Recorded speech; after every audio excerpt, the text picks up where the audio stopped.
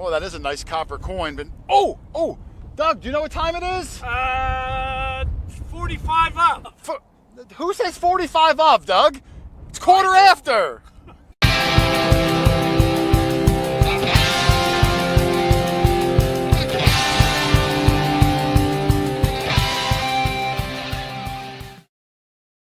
What's up, guys? Quarter Order here. Welcome to another Thursday night quarter after, as we're talking about things after they happened, or whatever we're doing.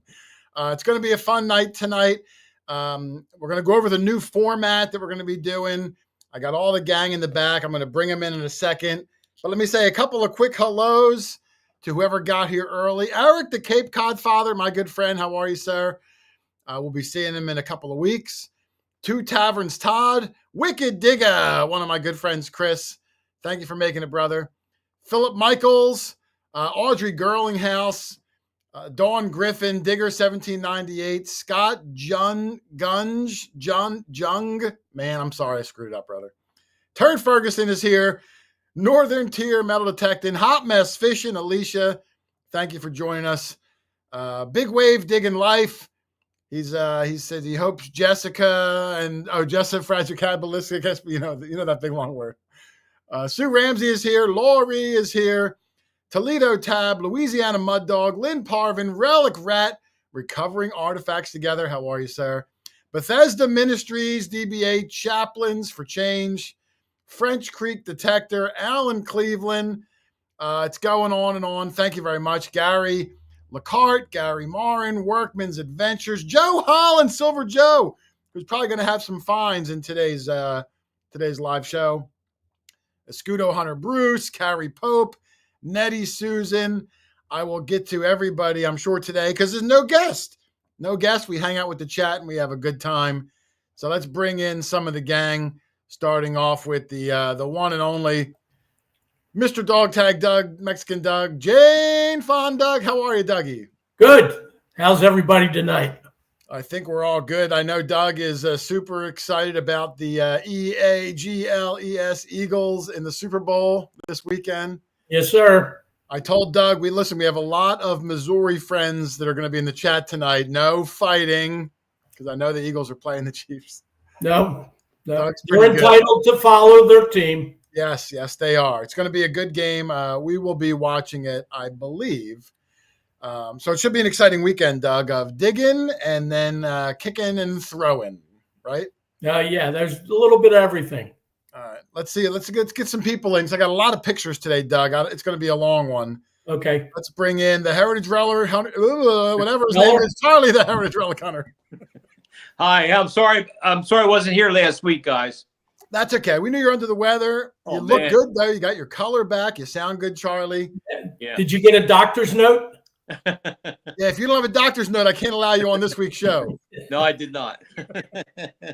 All right, I'll give you a pass. You'll have to just trust me. Believe me. We trust you. Yeah, I'm ready to go back out digging, guys. Yeah, it'll be fun to get you back out. It's been like 2 or 3 weeks you've been on the mend. Yeah, it's been bad. January was not a good month for me. Yeah. Well, hopefully, it doesn't return. I'm all right now. You went out digging like 2 weeks ago thinking you were getting better, and then that spiraled you right down the hole of sickness. Yeah. At our age, Charlie, we got to give all the men time we can. That's right. Yeah. So. Yeah, you guys got to relax. We've got plenty of time to dig all year round. Yeah. Let's bring in some more of the gang, Doug. Of course, the one and only Miss Lindiana Jones is here. Hey, everybody. Doug, I don't like to give spoilers, Doug, on the, for the videos that haven't aired yet. Yes. But Lynn bagged another mega bucket lister this past weekend. What is going on, Doug? I don't know. She's just too hot to handle. I don't know. Wait till people see this. It's like, I don't know what's going on. I'm going to start getting in front of her line. Poor Dave has to wear asbestos. She's so hot. Oh, yeah. It took me a minute. Took me a minute to think of that one. Right. But she does what I usually do. At the end of the day, she gets these great. It was the very last. Like the rest of us had our gear off. We were loading up in the car. She was still going, and ba-boom. You know, That sometimes was- it happens that way. I was She just as shocked she as everybody. she took a lesson from me. You never stop swinging until you're into the car, and it paid off for her. Yeah, I mean, probably 15 feet from the cars after we parked and walked, 7 miles. And then at the end of the day, we come back and 15 feet off the cars, a monster. And you If So, I had remember- found that on the outbound, I'd have just gotten back in the car and sat yeah, I down. mean, your day is made with that. So, Yeah, we'll see sometimes, that in a couple of weeks. and Yeah. sometimes you go back to the cars, you move the cars, and you detect where the cars were. Yeah. Only when Charlie parks on it. Charlie learned Right. that the hard way. Yeah. Let me bring in the guy who found the piece under Charlie's car, Couple of them. Mr. Rich Van Winkle, who Hey, everybody. Hey, Rich. it's How good you to have doing? you, Rick. Yeah, when Charlie parked, Yeah. we were at that spot 3-4 times. Charlie parked in the same spot every time, and when he finally moved his vehicle, what'd you get? A Jersey copper under his truck, Rich? I think so, yeah. Yeah. And I got to say, too, my mom she just had a bad day the other day when we were out. Her headphones wouldn't work. Her detector was barely charged. And, her charger was bad. But Wow. right at the end of the day, she made it happen. Yeah. Well, we that had, was to, we had to plug all our things into battery packs. So Lynn was like right. wrapped in cables and coils and but hey, she made the best of it, Doug, and she got rewarded, like I said, at the very end of the day. You got to do That'll be anything to get that'll out be there. And I had a mega bucket lister too, Doug. So turned out it was a really good day. People will see it in probably 3 or 4 weeks, but in this cold winter weather, we're still doing pretty well. I'm surprised, So, Well, we should all have a good day Sunday I'm sure we will. Great. I'm sure because we we got will. a new spot to be Yep. on. So I'll be there. Yeah, it's going to be a good one. So, I'll be there. So before I start the segment for tonight, I wanted to go over the format that we're going to try for a little while, and then I'll let you know some of the guests we have coming up. I think we're going to alternate, Doug, 1 week with a guest, 1 week with no guest, because the no guest weeks we can talk to the chat, but if we go every week, we don't find enough to carry a whole show. So we're going to alternate guests, and then you'll see who it is when I post a little thing up there. Next week we'll start the first guest, who we're going to have Gypsy Jules on, a good friend of mine. Been on Oak Island. She's been who knows? She's all over the place, and super good friend of mine. Really love Gypsy. So we'll have Gypsy on next week. That'll be fun. Then we'll do a recap of the next 2 weeks with just us. We will come back. We're going to have on Heartbreaker Relics, our Native American experts, who are going to explain to us what to look for, how old things are. I'm really excited about learning about the Native American stuff. I know Rich and Lynn, that's up their wheelhouse. I know very little about it. So that'll be exciting.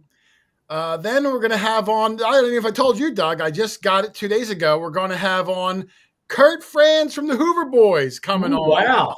A whole One of hour. my original heroes. Kurt does not do a lot of live shows. So, I told him I got to rub his feet afterwards. It's a whole thing, but Yeah, don't include me on that deal, all right? you got the left foot. Charlie's got the right foot. Now, but Kurt's coming on. A good guy. I'm excited to have him on. And then 2 weeks later, an interesting one, Doug, a friend of mine who has a big YouTube channel, hundreds and hundreds of thousands of subscribers. They go around the country, and if Charlie drove his car off a bridge and it sunk into the bottom of the lake, Ooh. someone has to go get that car. Yeah.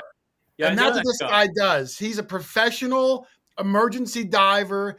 He goes around the country helping police, diving down, bringing up cars and things. Sometimes there's bodies in there, Doug. It's not always roses, but it's a job that needs to be done, full of danger, but yet adventure. I'm excited to talk to him, hear about some of his stories. So we'll have him coming on in the end of March, I believe it is, to round out the next 2 months. I've seen some of his videos before you even told me about this guy. So yes, He's very interesting. Yeah, he's a good dude. He's a good dude. Clem Fandango, if you tried to get any British YouTubers, I tried to get some British ones. The time zone is challenging, because they're so far ahead. I reached out to a couple of them. I'm sure it'll happen, but, you got to keep in mind at this time here, it's what, like 3:30 in the morning over there? It's 5 hours. They're 5 hours ahead of us. Yeah, but we do it on a Thursday. It's a work night. So you're talking from 2:30 to 3:30 in the morning, and they got to work the next day. Well, they'd have to make arrangements to take a day off or whatever. Yeah, they're going to do that for this. Hey, I would. So, but I'm sure we'll have some overseas friends on soon enough. Maybe in the summer when there's vacations and stuff. So what do you think of that, Doug? What do you think of the lineup for February and March? It sounds appealing enough for me to watch. All right, I'm glad you'll be watching it. Yeah, so let's start the show this week, Doug. I'm going to start with. Let me bring in the little thing here, Dougie. I'm calling this episode, Doug, the best of 1,000 holes. Can I say something here? Sure you can. I got to say, I watched this at least 2-3 times every week. And I'll tell you why. There's one particular part, and I won't say anything. I'll type you a little message. Maybe you can show it. Okay. But this is at 1,000 holes, this particular hunt. And we all had a great day, but there was one thing that I thought was hilarious, and Rich found it, and you expanded on it. I hope you get the drift there, because everyone deserves to see that little clip. I'm not sure what you're talking about, but Rich, do you know? Well, I think I do. Yeah. Don't say it, but do you think you know? I'm going to text Jay. Yeah, I don't have any clips today. It's only still photos. Oh, well, you may have this still, but that was pretty funny. All right, well, then you let me know, Doug. All the shows are funny, Doug. Come on, give me some credit. All fun. So here's how it's going to work today, Doug. This past week on the show was another trip to our 1,000 holes field, as you said. So what I'm going to do is I'm going to kind of show some of the finds from this week, and then segue into that to similar or other ones we found over the last 4 or 5 years of going to that. And I'm just going to spam everybody with some of these amazing pictures of finds from all of us and guests that we brought throughout the years. One of the most productive sites we've ever been to. So let's jump into it, Doug. The field of 1,000 holes. I saw people in the chat. There's no way there's only 1,000 holes. You're right. We're probably into several thousand. Yes. Gotta be. But we had to start the number somewhere. Yeah, that's just the number. You know what I mean? That's just the number. Oh, Don Hartman in the chat. Don, I've got pictures to send you. Wink, wink. I'll talk to you later, brother, after the show. Let's start the shindig, Doug. All righty. Now, when we were there, as you saw, the ground was covered in snow, all icy, really struggled with digging, but we took our time for the most part. And the very first thing of the day was this little silver piece by me. We had no idea what the heck it was. We thought there could have been stones in there. I have a picture of it sideways because I had a whole lot of people in the comments, Doug. Here, my voice went up. A whole lot of people. They were telling me that they thought it was a half of a bow. It does look like that. I'm going to make it full screen for a second. Do you mean half of a bow like a gift bow? Is that what they're talking about? Yeah, or a bow tie. But I was thinking a hair bow or a bow tie. Oh, a bow tie. Think of the same thing on the other side of the round part. Okay. Okay. I mean, I'm having a hard time envisioning it, but enough people told me that it must just be me, that can't see it. But you would see the other, like you'd see in the center there, it would look like something else was broken off if it was half. Like, something was broken off. Yeah. It looks like there was. Yeah. I can't say for sure. It's I'm going to go with it because I don't have a better answer. So, it is what it is. And somebody just said in the chat, which I agree with, that's the left side. It's upside down, actually. Oh, that's the left side. At the moment. Yeah, because with a bow, the thicker one would be at the top. Okay. Yeah, the wider side would be top. Right. I don't have a picture of the other one. Oh, Teresa the Treasure Hunter is here, Charlie. Our good friend Teresa. And the Key Date Kid. You know, it's funny, Rich. With the title, I called it whatever I called the title of the video, like disaster, which we'll get into later. And the Key Day Kid texted me and he said, "Oh, thank God! I thought Rich broke the shovel." Like he was worried that the shovel broke. And I said, "Oh no, it held up. It's good. It's been great. I just I've also stopped prying as much. Yeah, it's more scraping and clawing. Yes, Rich, you got to mind your own business. But no, the shovel's held up. So the Excaliburs, if you're not sure about them, believe me, Rich put it through its paces, as you'll see later, and the shovel is unscathed. Yeah. Hasn't even been. Then Matt, our friend Matt, found a piece of silver. These were the first finds of the day, Doug. My silver wannabe bow, Matt's tiny little silver with a gemstone in the center. I wish you could see how purple that was. I think I have a better picture. And then Rich had this silver piece. You can see the little arrows there. Rich's also has a gemstone in it.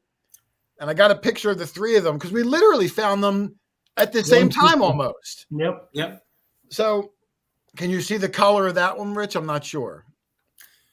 We can see that one's green, and now we can see the purple a little bit. But shows up better. Yeah. People thought that like a necklace fell apart, but I think these are from three different things. Yeah. Yep. And it's going to segue into in a second of so many similar little silver jewelry pieces that we found over the years. If they were all in the same one, the necklace would fit the Jolly Green Giant because it would be 97 feet long. And it's kind of weird.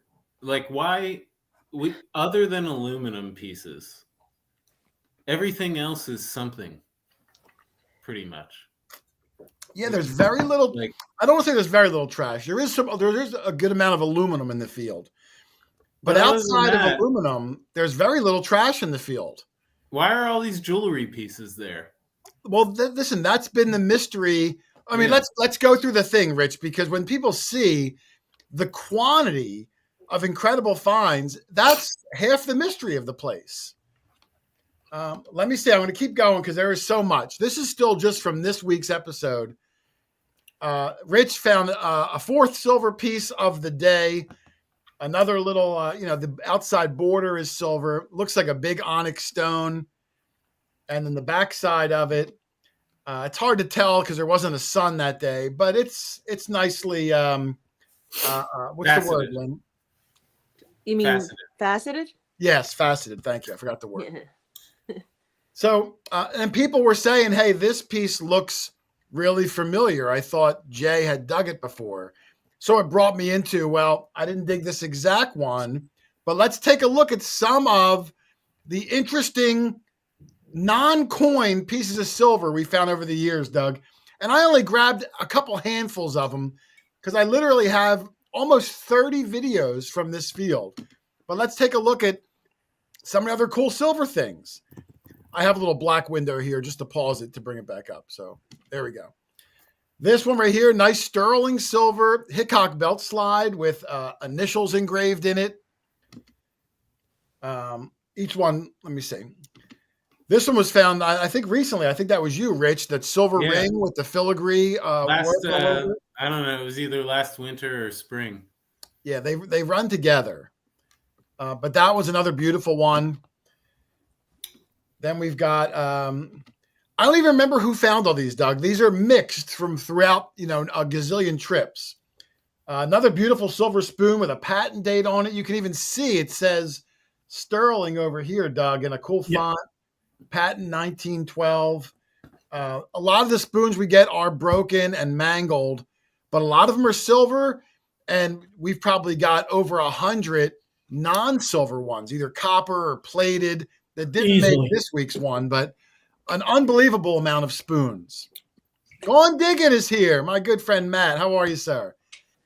Matt's doing a hunt down in Virginia. I think I saw it was sold out, but he's putting on a hunt. So keep your eyes out for the next one, guys. He's always doing something down there, promoting the hobby. Gone Digging. Let's see some more interesting silver things, Doug, from over the years. You remember this one, Doug? Oh, absolutely. That's my silver spoon of the where Davy Crockett died. What was that? Where Pee Wee Herman hit The his Alamo. wife. The Alamo. That's The correct. Alamo. Yes. Yeah, I mean, it doesn't look like that's a spoon.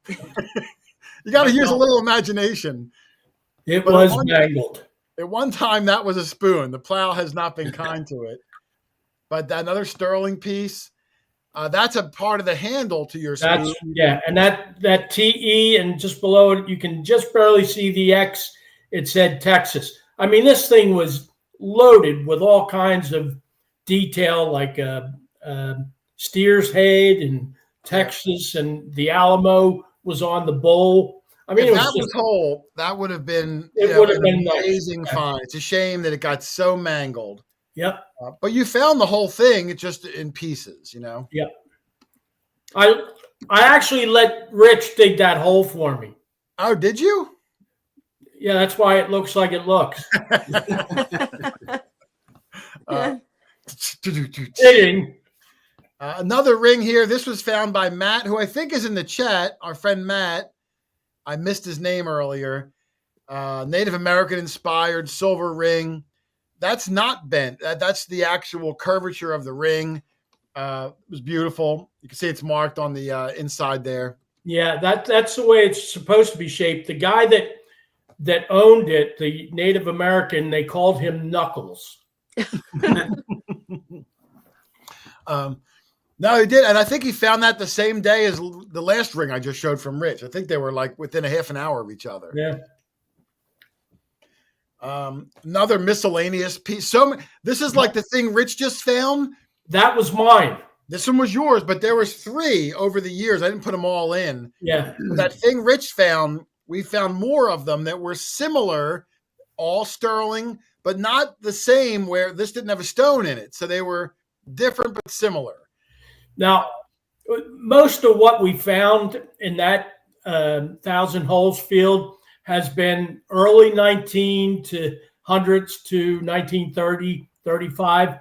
So you got to think that sterling just wasn't that valuable back then. Right. Like today, it's $30, $31. It was probably 50 cents an ounce. So it was easy for them to throw sterling away.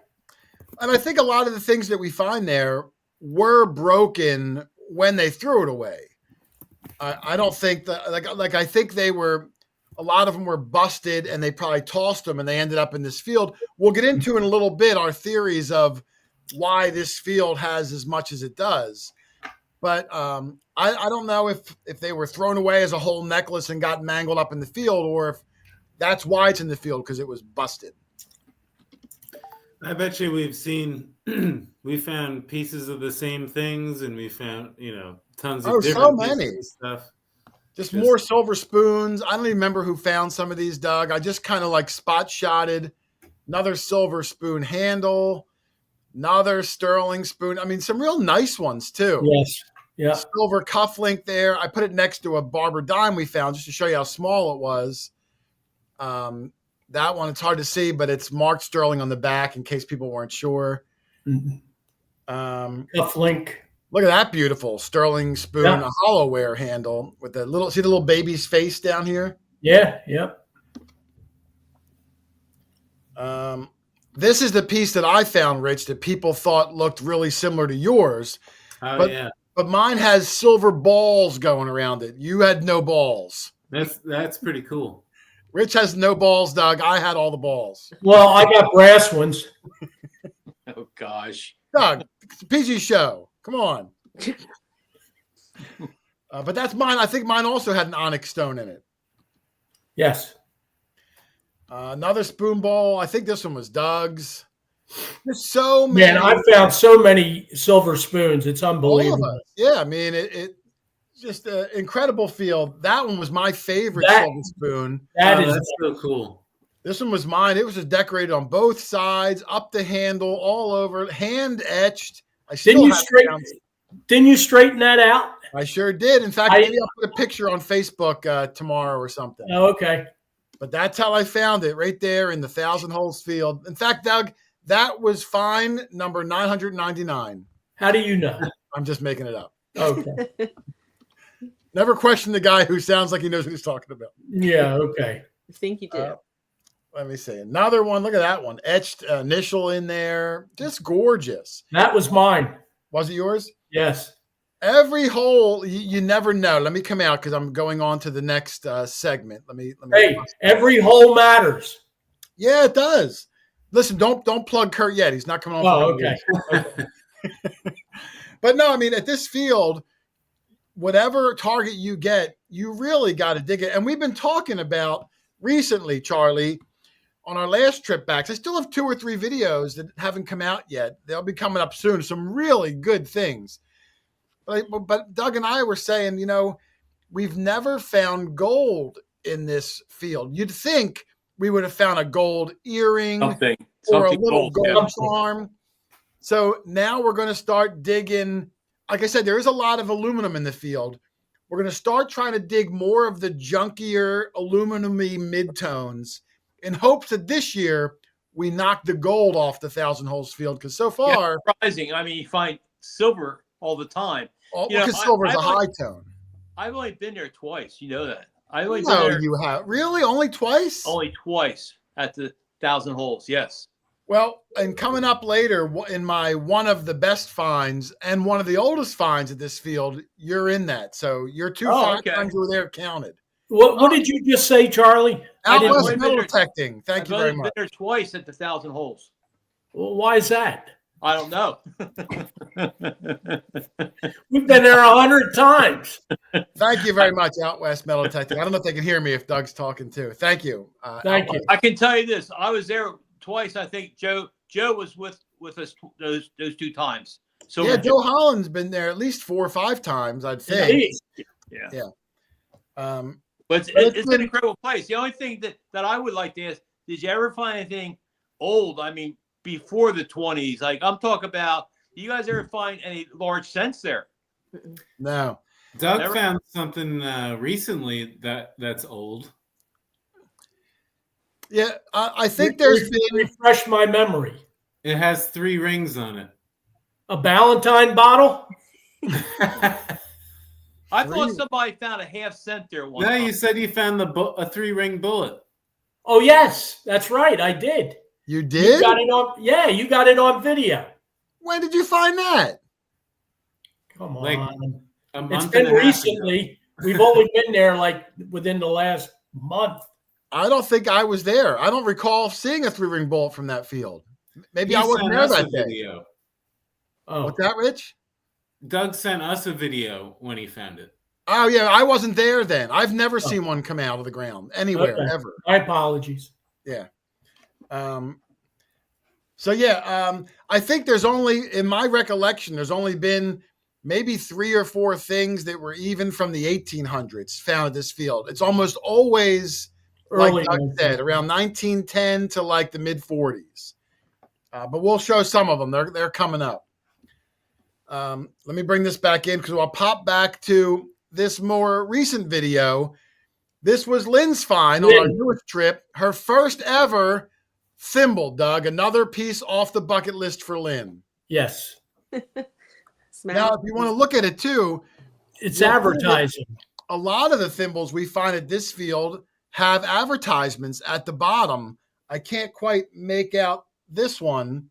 Can you read that, Lynn, or do you have the thimble? I have it here, and I did try to look at it. Not real. I didn't give it a real great try, but I could not read it. All right, fair enough. Yeah, there's a lot of writing on it, though. Almost all the thimbles we found there. And over the years, Doug, again, with thimbles, I'm going to show a couple of them, probably 25, 30 thimbles from this field. And I'm just going to kind of fly by some of them, as you can see, all of them had advertising. Yep. Usually they're for banks. Sometimes they were for local real estate companies. But a lot of thimbles in this field. And I remember when we had Dustin come down, when we had Leroy come up, those thimbles seemed to pop up for people that never found one before. So Lynn adds yet another bucket lister off her list, her first ever thimble with advertising on it. Doug, what do you think about that? Yeah, it's exciting. Yeah. Now, from now on, they all have to be sterling. Well, that's true. They're tougher. Yes. Eventually, she'll get that one. All right, but let's see some more cool things, Doug.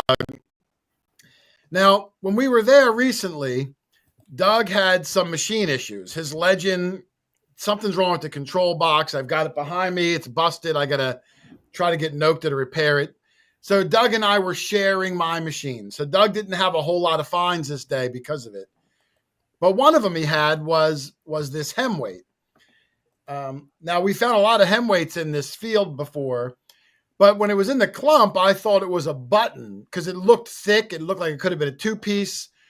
So rather than show up pictures of a bunch of hem weights, Doug, because they all look the same, I thought I'd show some of the buttons that we found at the Thousand Holes field. They're much more exciting. Yeah, we found some cool ones, Doug, and they're almost always, because they're in that 1910 to 1940s period, they're usually highly decorative, two-piece, fancy pants buttons. So let's take a look at some of the coolest ones we found. This one I think was yours, Doug. I don't even remember. Yeah, I had two railroads. Yeah. Rich, do you know what railroad this is? Pennsylvania? Very good.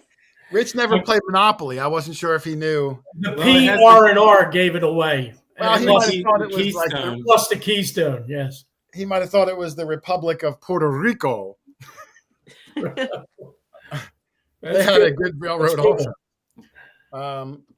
A nice old Navy button. And, I don't mean the old Navy Pants Company. Yes. Several military buttons like that found there. Another general service one.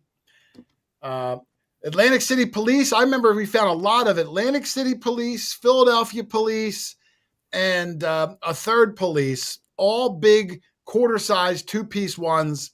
Yep. All of them have the state seal in the center. They're always incredible to find, out of that field. I don't remember who found this one specifically. I did. Doug, didn't you give one to a police officer? Yeah, well, I gave the Philadelphia Police because it was 1880, we determined, to my son to give to my son's father-in-law, who's retired Philadelphia Bomb Squad, SWAT. Okay. And he's donated it to the Philadelphia Police. Oh, cool. Cool. Yeah. Very nice. Let me see some other ones here. Here's a good one. Do you remember what that stood for, Doug? Good Boys. No. Gimbel's Brothers. Gimbel's brother. I was going to say Charlie, but Doug stole the thunder from me, Charlie. Sorry, Charlie. Another big quarter-size one for Gimbel's, which was a big department store in our area back in the 30s and so. It's hard to tell, but that would have been gold gilt back in the day. Interesting. There was another item from Gimbel's. Do you remember that I found? Maybe it's coming up. If you don't see it by the end of the show, tell me. Okay. It was hard to go through 900 videos worth of stuff. I totally get it. But I might have it. There's one that I found. It was kind of a smushed one, and in the middle, it looks like it said SS. And we weren't sure if that was like Germany SS related. I think we determined that it wasn't. But, because we find stuff from that time period, it was possible that maybe a soldier brought back something from the war. Can I say something? The SS's weren't that symbol, weren't that script. It was a totally different script. Well, that's why we determined it wasn't. Yeah. And I think in my hand, I'm actually holding it upside down. Upside down, yeah, correct. At the time, we didn't know it was dirty, and it is what it is. Well, the one thing about this field, we were flabbergasted with the different types of items that we were finding, and it really evoked a lot of conversation, which, in my opinion, helped make the videos that much more interesting. Yeah, I mean, I totally agree. When we do really old places, and don't get me wrong, I love finding old colonial coins and everything. But I mean, how much can you say about a matron head large cent? You know, it's tough. But when you're finding interesting, unique, relic-y items, I love it because I think it makes the show more fun. People can relate. It mixes it up. And that's one of the best things about the Thousand Holes field is you never know. It could be anything 100 years old that might pop up. It's always unique, and it always makes for a fun day because it's not like we go to an old farm field and we're going to find copper coins, buckles, buttons. Like that's kind of it all day. Where this field, you really can mix it up with some cool things. A Hot Mess Fishing said the only thing she knew about gimbals is that it was mentioned in the movie Elf. I think it's the same gimbals. But it is. But if you go back even further, gimbals was mentioned also in Miracle on 34th Street. Oh, was it really? Yes, that was the big competitor back then with Macy's. Doug, you know, I never saw that movie, Miracle on 34th Street. The original, I think, was better, but they're both good. I didn't know there was a second one. Yeah. There's a return to 34th Street. Well, they just did a remake of it. Pretty much followed the same pattern. Okay. They remake everything.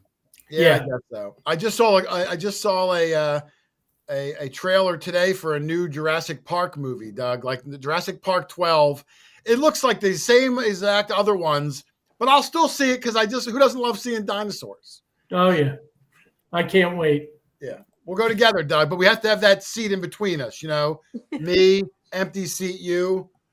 Okay. Yeah. Because I'm not falling for that. Oh, let me reach for some of that popcorn, Jay. I'm not falling for that again. Well, just be careful where you're holding it. I might put two seats in between. You guys are too much. Yep. All right, let's see. Let's see what else we got. I don't even know who found this or what it was. Don't even know. Just a cool old two-piece button. Another cool old one. I think it might have been Joe. I'm not sure. Another one. I think this was the Royal Navy. I think. My View 72 is in here. He's my British expert. I think that's the Royal Navy. Could be wrong. That crown is a dead giveaway. Yeah. There's a General Seal button. Another one, yep. Another one. I don't even know what that is. Just That's the Philadelphia Police button. That's another Philadelphia Police, different version? Yes. Different, couple years difference. Yeah. Rich, what's this one? Jason deals with it every week. What, Rich? Is that another railroad? I don't know. I'm asking you. I think it is B&O Railroad. B&O Railroad. That's right. B&O Railroad. Ask you what the B&O stands for. What's it stand for, Rich? Oh, thanks, Charlie. What's it stand for, Rich? I don't know what it Rich, don't embarrass the group, Rich. Don't embarrass the group.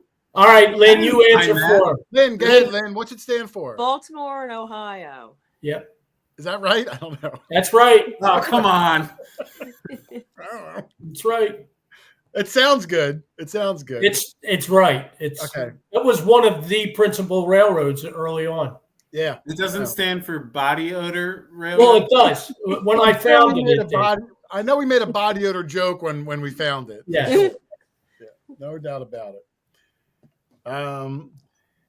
More buttons. I mean, I think I stopped it there for the buttons, but so many buttons, Doug, and this doesn't even scratch the surface because some things we found there, found in the hundreds and hundreds and hundreds. Multiples, yes. Which we're slowly getting to.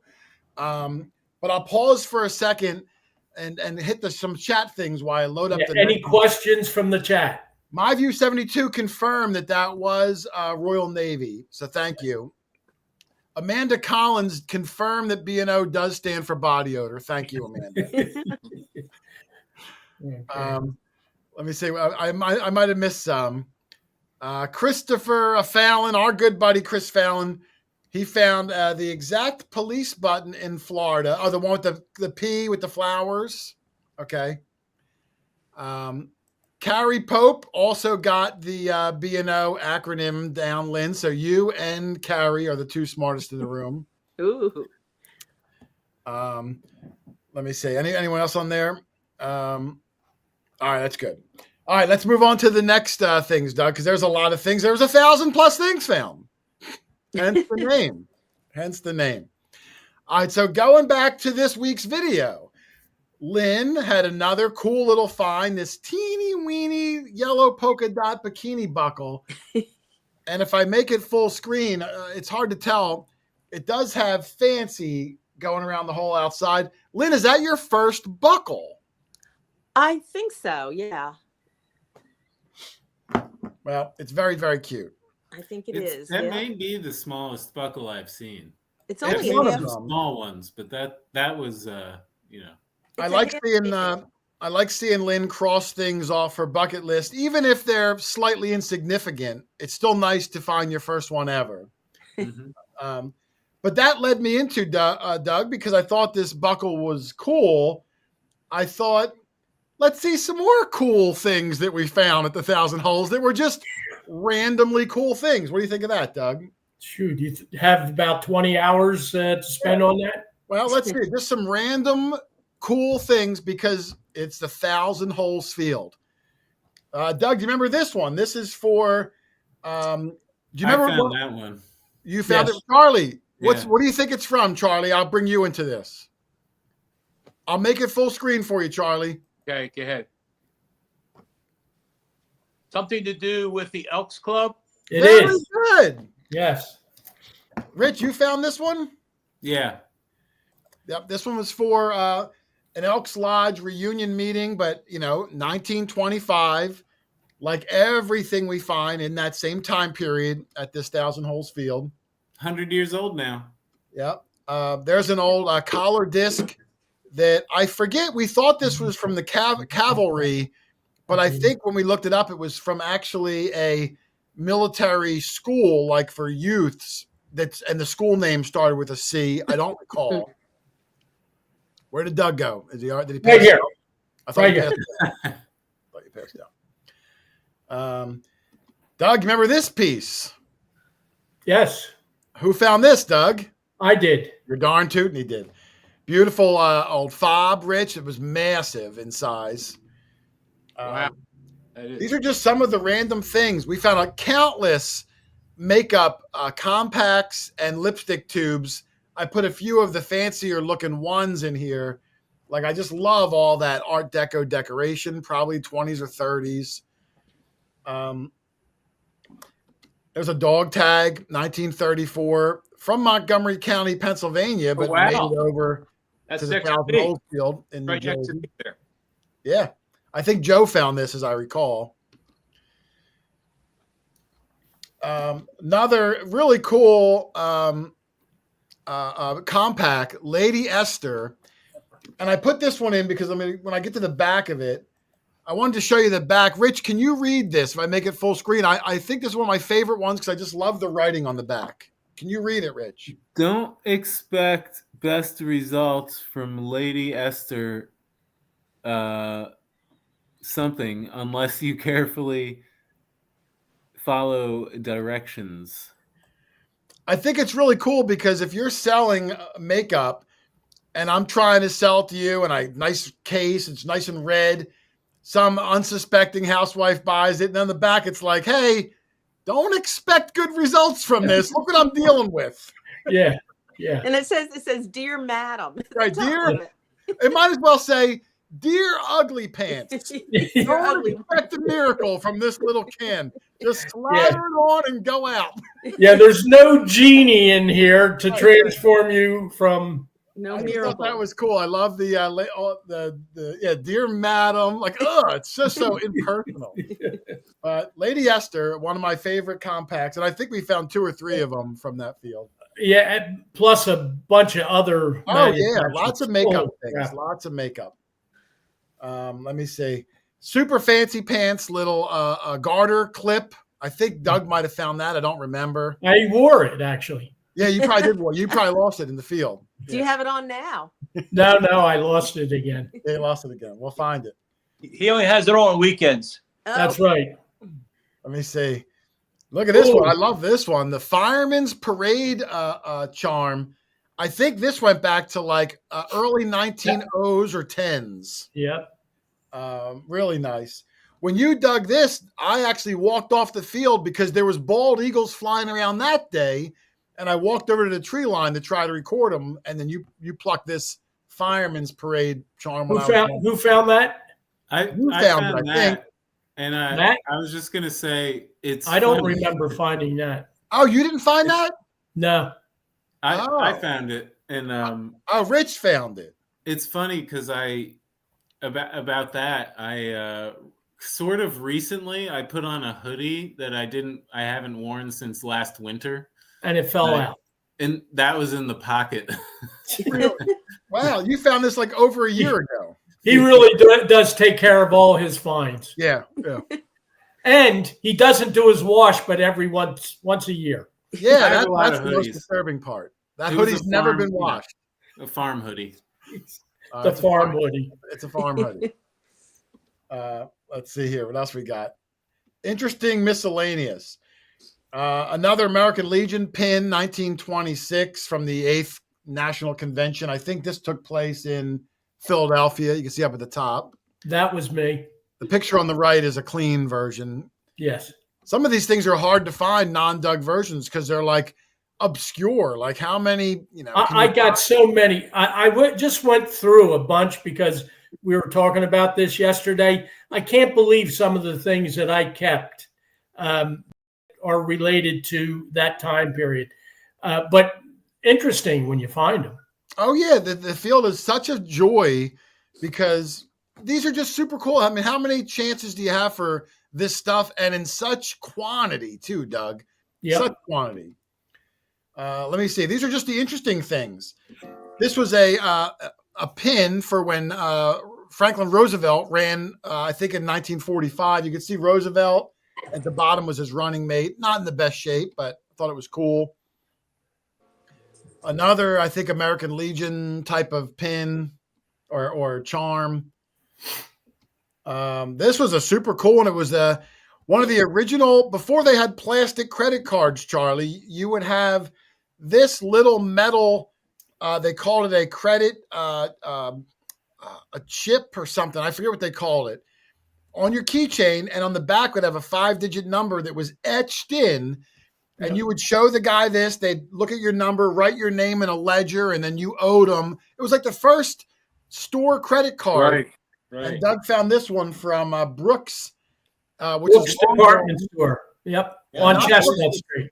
I wish it still worked that way. Yeah. Yeah. I mean, no one steals your identity. Well, I guess they could if you just wrote down the number. That's true too. Yeah. But it has the address on there, no zip code, because this is probably from the 20s or 30s. Yep. Thought that was super cool. I found the little Conestoga bell, which That was you. yeah, I Wow. remember. Well, that's old. Oh Well- yeah, for sure. Conestoga, what year would that be? 1850s? Let me go back. Well, it's hard to say. I mean, Conestoga Bells. Oh, look, Bells is in the chat. I'll throw Bells' name up because There you if go. anyone likes Conestoga Bells, it's Bells. Yes. Yeah, I don't know the date on it. It's got a nice patina. I'm And- assuming that it's not super old, unless maybe they had it for a long time and then lost it. I don't know. That was in the same video that you kept as the picture at the beginning. That was found in that video.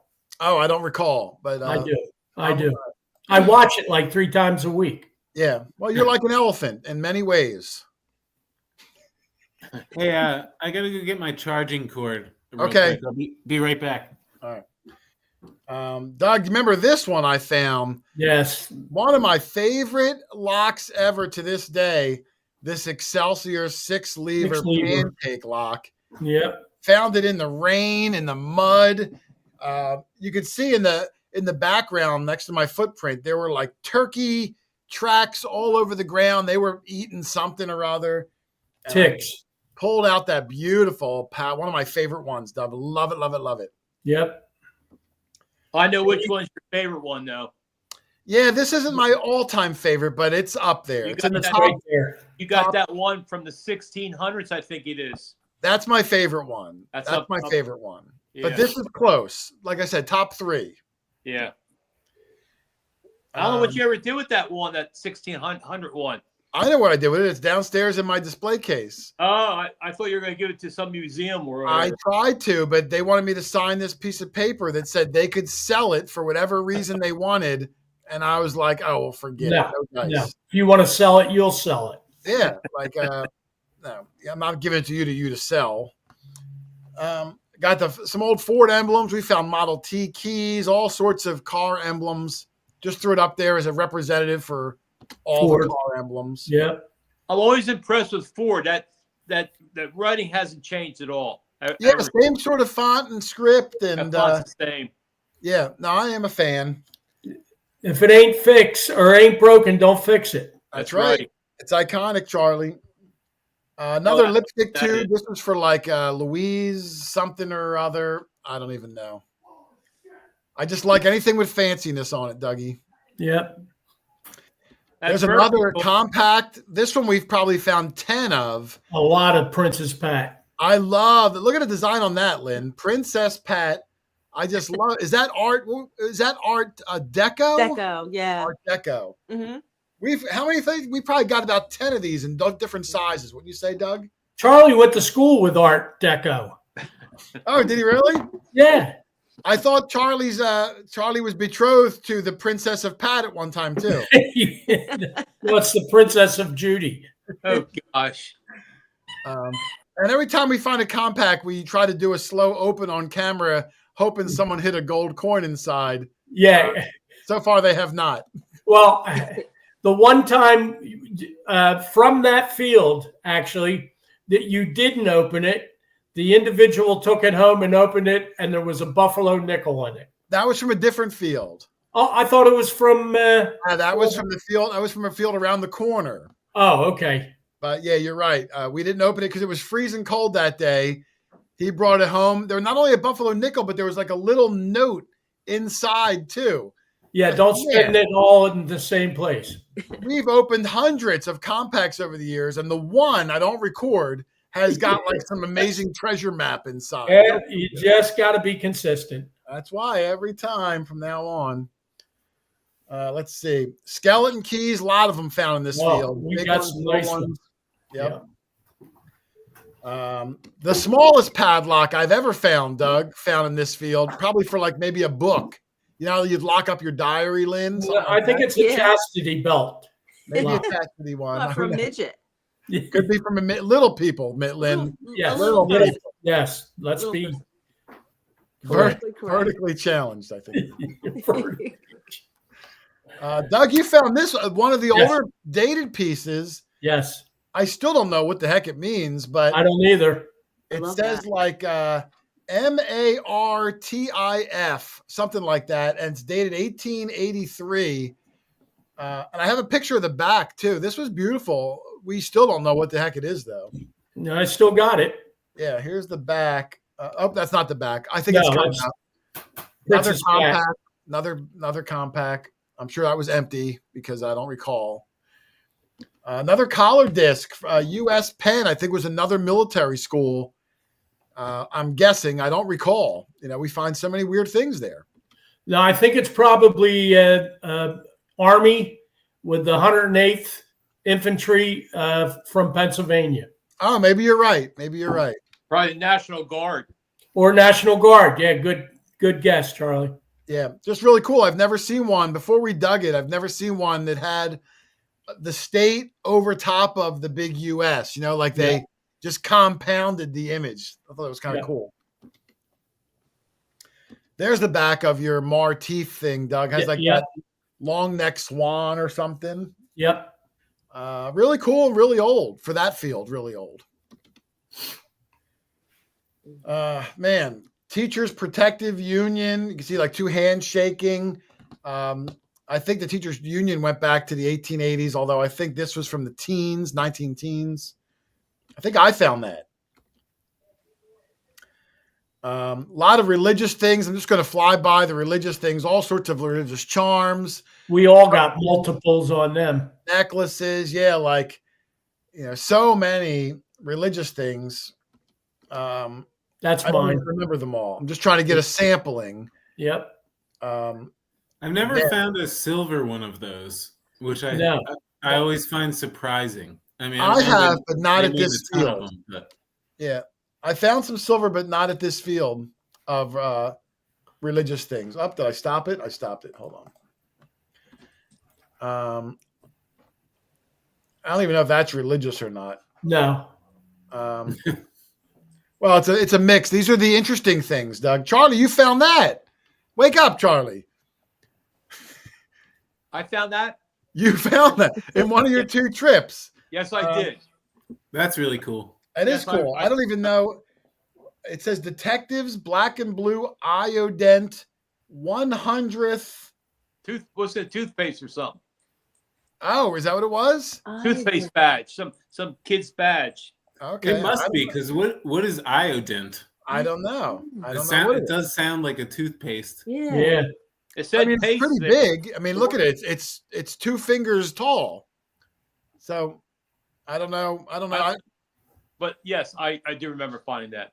If anybody wants to Google it while I'm doing this little show, if you can tell me what that might be, but we'll go with toothpaste. Detectives Black and Blue Iodent 100th Posse or something. That was from Charlie. Paste. Yeah. Paste. Oh, paste. Okay. Oh, it says toothpaste. If you I thought it does said say 100th. It says Yes. toothpaste. Yeah. Toothpaste. So I do remember. Yeah, look at it. I thought this said 100th, but it says Yeah. tooth. Yeah. That makes sense. Yeah, so I do Yeah. remember that. Boy, Makes we're more a sense bunch than of 100 detectives, paste. aren't we? I got some coming in here. I got J Diggs History, the Cavity Police. Thank you. Cavity police. I've got Scavenger Nick. It says toothpaste. I missed it, Nick. I'm sorry. My eyes are bad, brother. Justin Timeland having fun. He looked it up. 1930s toothpaste badge. Northern Tier metal detecting. It says toothpaste. They're all making fun of us, Doug. They're like, you idiot. It says it right on there. I thought it said 100th. Doesn't it look like it? Yeah, It does. It does, actually. So come on. What are you going to do? Now all I see is tooth, but before that, it did Yeah, look now like, I see tooth. But Yeah. okay. Mystery is solved. Thank you, everybody. Lots of toys, little lead men. Here's a busted one. There was a headless cavalry rider. I think there was a paratrooper we found, in the snow. You found a couple in one day, didn't you? Yeah. This day, Doug, if you remember, this was one of my most fondest days going there. Charlie, I think you were there. But it was actively snowing and hailing the whole day. And it was cold, but we were finding so much stuff. And I remember when we got together, I literally had icicles hanging from my hat. Doug had icicles hanging from his mustache. Like there was ice all over our shoulders.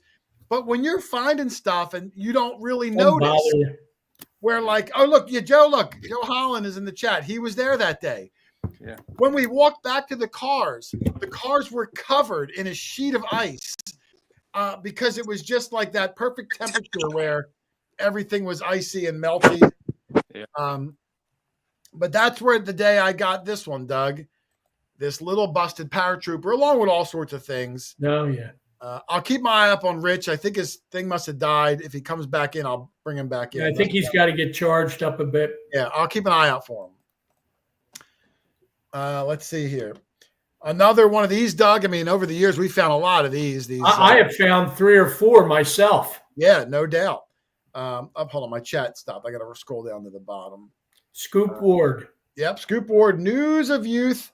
Soft bun bread, old bread delivery thing. Yes. Let's see. Doug, you remember this one, don't you? I just did a big Facebook post, got thousands of likes on it. I was going to mention it, but I was hoping you'd put it up. You're darn tootin'. What is it, Doug? Tell us what it is. That's Buck Rogers, from the old TV show. Actually, it was a radio show first. Yes, it was. But it translated in the 50s to a television show. And boy, were those graphics pathetic. They were, but hey, that's the start of things. That's how things start. Yeah.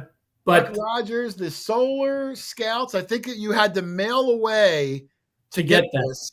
And then there was a little pin. I did a big Facebook post about a week or two ago on it, Doug, and people love that kind of stuff. I love that kind of stuff. I gave it to my one son. He loves it. Did you? Some people probably don't know who he was, Buck Rogers. No, look, Alicia thought it was Buddha on a train. Yeah, I see that. Not to be mistaken for Buck Naked. Yes, Buck Naked's a different pin that Doug. A different movie. Different movie. Yeah, Doug was in that movie. My stage name. Let me see. These are still just miscellaneous. Oh, I think I showed this one earlier. Yes. These are just the miscellaneous. They didn't even get to some of the things yet. There you go. I think Joe found this, our buddy Joe Holland, who's in the chat. I think, just more weird ins and out sort of pieces. I stopped it. This was really cool, Doug. When I opened it up later, it was a clover. Yes. And inside, you can see there's writing. The inside, it was for Temple University, and it was dated like 1912 or something like that. Wow. I guess the clover was one of their logos. Yeah. Maybe it was a fraternity or something. Probably. Yeah. Some jewelry pieces, brooches and pins. Like you saw the silver ones in this week's video. I mean, a lot of just weird ones, more brooches, more just weird bits and bobs of interesting, awesome pieces that we literally find every single time we go, Doug. And I think I paused here to black just to kind of get away because I could go on forever, Doug. Take a deep breath. I'm going to take a deep breath. I'm going to load up the next segment because it starts to get really good. Oh, and Joe is here. Joe, it's a good segue for you, Joe. Joe who? Joe Holland. Oh. I said it 12 times. Yeah, well, why are you saying it again? Well, because the next thing I'm bringing up was Joe had found it. Oh, okay. All right. I did get a text from Rich. He said it knocked out his camera. I don't know if he'll be back on or not. We'll see. He used his phone. He's struggling with technology. Now, the next one, Doug, I'm going to bring up a picture. Now, I don't want you, Lynn, or Charlie to say what it is because I think you'll all recognize it. But I want to see who can recognize what it is first. I always like little games like that. Do we raise our hand? Well, or a buzzer? But I'm not going to call on you, so you're wasting your time. Because I know you know what it is. So if you're watching out there, get ready. I'm going to put up a picture. This was found by our good friend, Silver Joe. Let's see the first person that can guess what it is. One of 50 found at the Thousand Holes Field. Are you ready, Doug? You don't have to show it. I know what it's going to be. I don't know if you do know what it is, but here we go. Okay. Boom. Full screen. Let me see it. Who knows what it is? I do. I know you do, but don't say anything. I'm not. My gosh. I'll put some guesses up. Tape Loom by Smokin' Louie, not correct. A bong, not correct. Shaver handle, maybe. Yeah. Razor handle. Dog whistle. Yeah. I'm just trying to go through some pipe tamper. Car part. Wax stamp. Oh, look, here's a really specific one. Well, hold on. Razor handle. Where is it? Boom. J Diggs history. Gillette razor handle. I'm going to give him full credit, Doug. Whoops. Because the next picture I'll show you, which is pretty neat, Doug. It's going to have. These are, I'm going to remove Jay's things for a second so people can see it. I got this cool little piece, Doug, of these are Gillette razor handles from the early 20th century. So you can actually tell an approximate age of your Gillette razor handle based on the ball at the bottom, how many rings. And based on the one I just showed, Doug, I'll ask you now, which one of these was Joe's razor handle? 1921 to 28 You are 100% right, Doug. You're the smartest guy in the room. Yeah. All right, well, hold on. There's nobody else here. Yeah, I'm bringing Rich back in. Rich, did you Hey. know what that was? I don't know. I plugged in the power cord and it knocked my camera out. Oh, no, that wasn't what I asked, but thank you for telling me. Oh. What'd you say? I asked if you would have known, A, that was a razor handle, and could Oh you yeah, have picked it from the- I found several of those razor handles. Not that exact one, but in fact, if you find a razor handle, and listen, I'm not saying it's treasure by any means, but I try to make it interesting to figure out how old it is. And in all my years, Doug, I found every one of these original OG Gillette handles, except for the one in the middle, the ball end from 1915 to 21. Never found that one yet. So if later this year I find one and I say it's a bucket lister, I'm using this as my proof that I'm really looking for one. Okay. So they are pretty. I don't know why, but I'm slightly excited when I find one. Especially when you find it with the head on it. I've got several in my case that's complete. I just like them. One of them even opens up still where I could slide a new razor in, like it's not too rusted. They're usually brass. So that was awesome from him. Now I got a couple of cool ones here, Doug. And then I have another game. I'm going to see, Doug, do you remember this find? I'm going to stop it when the first picture comes up because you were there. Do you remember this piece, Doug? I'll make it full screen. I do remember, but I don't recall what it is. Doug, this has super significance to the channel, and you don't remember it. Super significance. To our channel, not to the world. I'll bring the next pictures up, Doug, and then I'll stop it. Let me know if it rings a bell. Oh, go ahead. There's one a little cleaner. Oh, yeah. And then there's one with other. What is it, Doug? Alf Landon. Yeah. When I found this pin, Charlie, this one right here, I didn't know what the heck it was. It's like a daisy that said Landon in the middle. No idea what the hell. I thought it was like some weird variety of flower. And then I found out that there was a guy that ran against Roosevelt back in the 40s named Alf Landon. It was in the 30s, Jay. I forget what year it was, but somewhere in there. And then I found all these other advertising pins that he made. I put up as other examples. But I found that one in the center. And what was so cool is I was like, well, when I looked it up, I said, I wonder how well Alf Landon did against Roosevelt, who was like a big popular guy. And I have a clip here, Doug, of these are the election results when Alf Landon ran against him. The blue is what Roosevelt won. Landon only won 2 states, and they weren't even his home state. He was Kansas, wasn't he? It was Kansas. Yeah. Look at that swarm of blue. So to this day, I felt so bad for Alf Landon. Doug went out and had a shirt made for me that said Alf Landon for president. And I wore it for like 6 months until my wife shrunk it, and then my belly was sticking out. Yeah. Doug and Charlie, who did you vote for that year? I think it was FDR. Yeah. It was 1936. All right, so I have a couple questions I'm going to do for some fun with the map here. Well, I got it up, Doug. Oh, it says it right there. Okay. I'm going to go through the map. Charlie, pay attention. You ready? I have a question for each of you, and the chat is welcome to jump in. Are you ready? I'll start with you, Rich. Great. Alf Landon won 2 states, as indicated on that map. What are the names of those 2 states, Rich?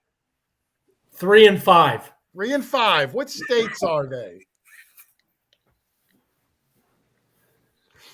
I knew he didn't know his states, Doug. I do. Yep. Are they Vermont and Massachusetts? No, Oh, close. come on, Rich. Come on. Vermont and Come Maine. I learned that on. when I was like 6. How do you not know number 5, Rich? The I don't whole look at the chat's map very filling in. often. Everyone in the chat's got it so far, I think. Yeah. Oh yeah, I didn't open my. I didn't open. I know. Don't YouTube open your yet. chat. I don't want you to cheat.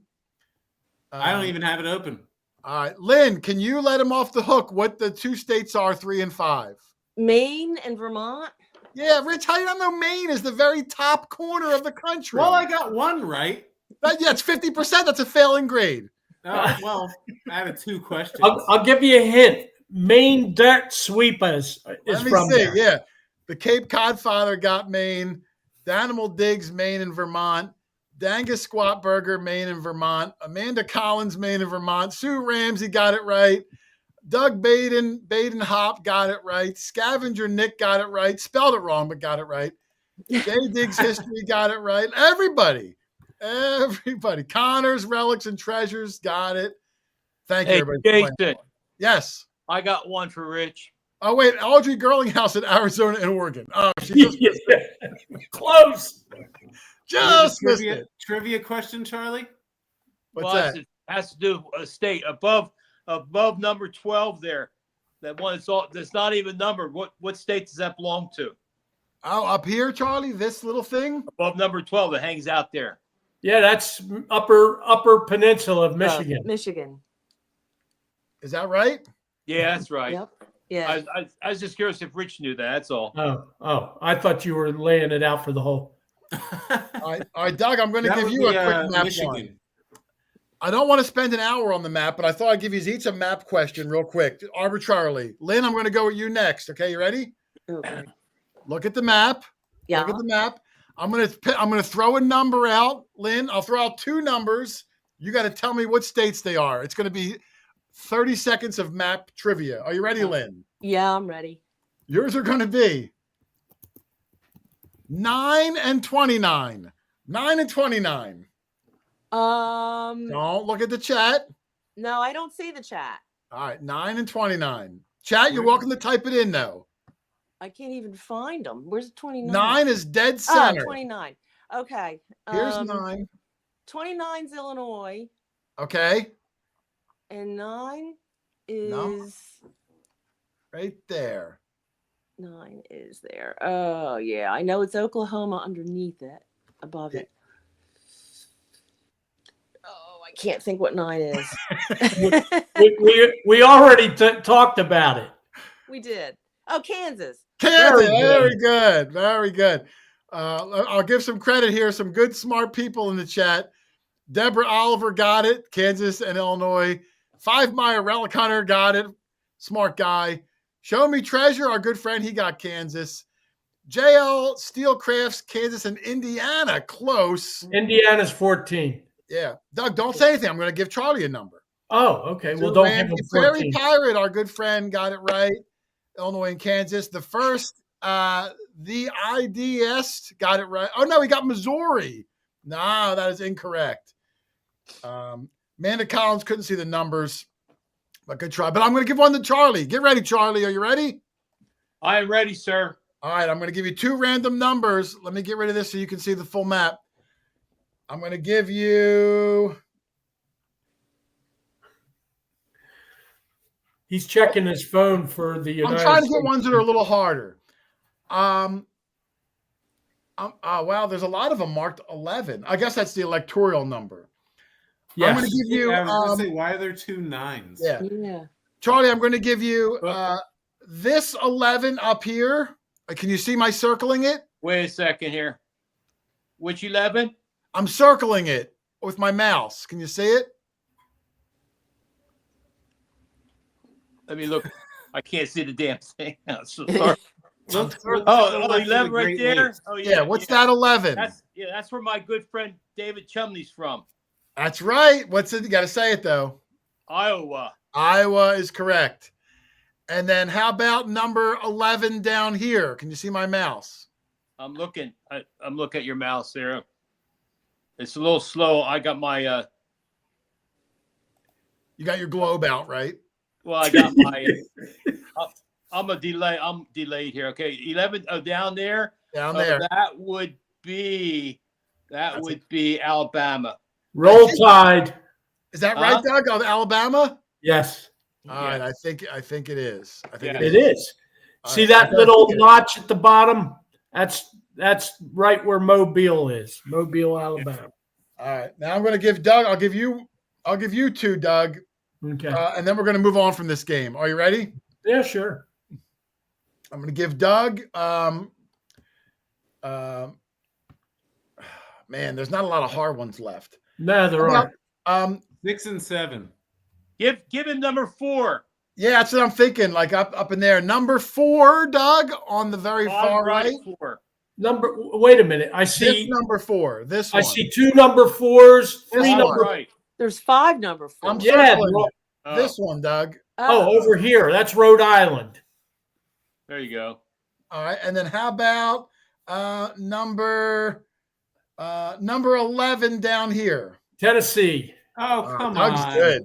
Doug, you can't fool Doug on states. Tennessee. I've been to Tennessee. And I've been to probably 45 of the 50 states. I knew I knew I'd get rich. I had no doubt I'd get rich. But I knew I wouldn't get Doug. And you know what's interesting, Doug, is you see these 2 down here? Which ones? I'm sorry. Down here? Oh, that's Alaska and Hawaii. Right, but how come there's no electoral votes for them? Electoral, because in 1936 they weren't states. Look at you. You're so smart. You're so You know what year they became states? Was it 1950, 52? No, 59. 59. Yep. All right, there we go. Well, there's our state trivia, guys. Thank you for playing along, everybody. We're gonna we're gonna move on. Please. Thank you. Let's not play that game again. I know I won't. I just wanted to see who knew their states because I'm bad with some of those states. Some of them are tough. Yeah. Did you know? Wait. Don't move on yet. I'm gonna pick 2 for you, Jason. Oh crap! Yeah. I'm not sure if I'm going to know which one you're talking about because a lot of them are the same numbers. Stick it to him, Rich. So number 6. Hey, wait a minute, Rich. Why don't we tell him to name and point with his pointer all the number 4s? Name those states and point to them. Let me see. I'll do it real quick because I want to move on. Okay. This one up here is Idaho. Okay. Below it is Utah. Yep. This is Montana. Yep. This is North and South Dakota. Correct. This is we already did Rhode Island. That's good enough. You passed. Okay. Yeah. All right, let's move on. Doug, I'm not dumb. You sound like Fredo.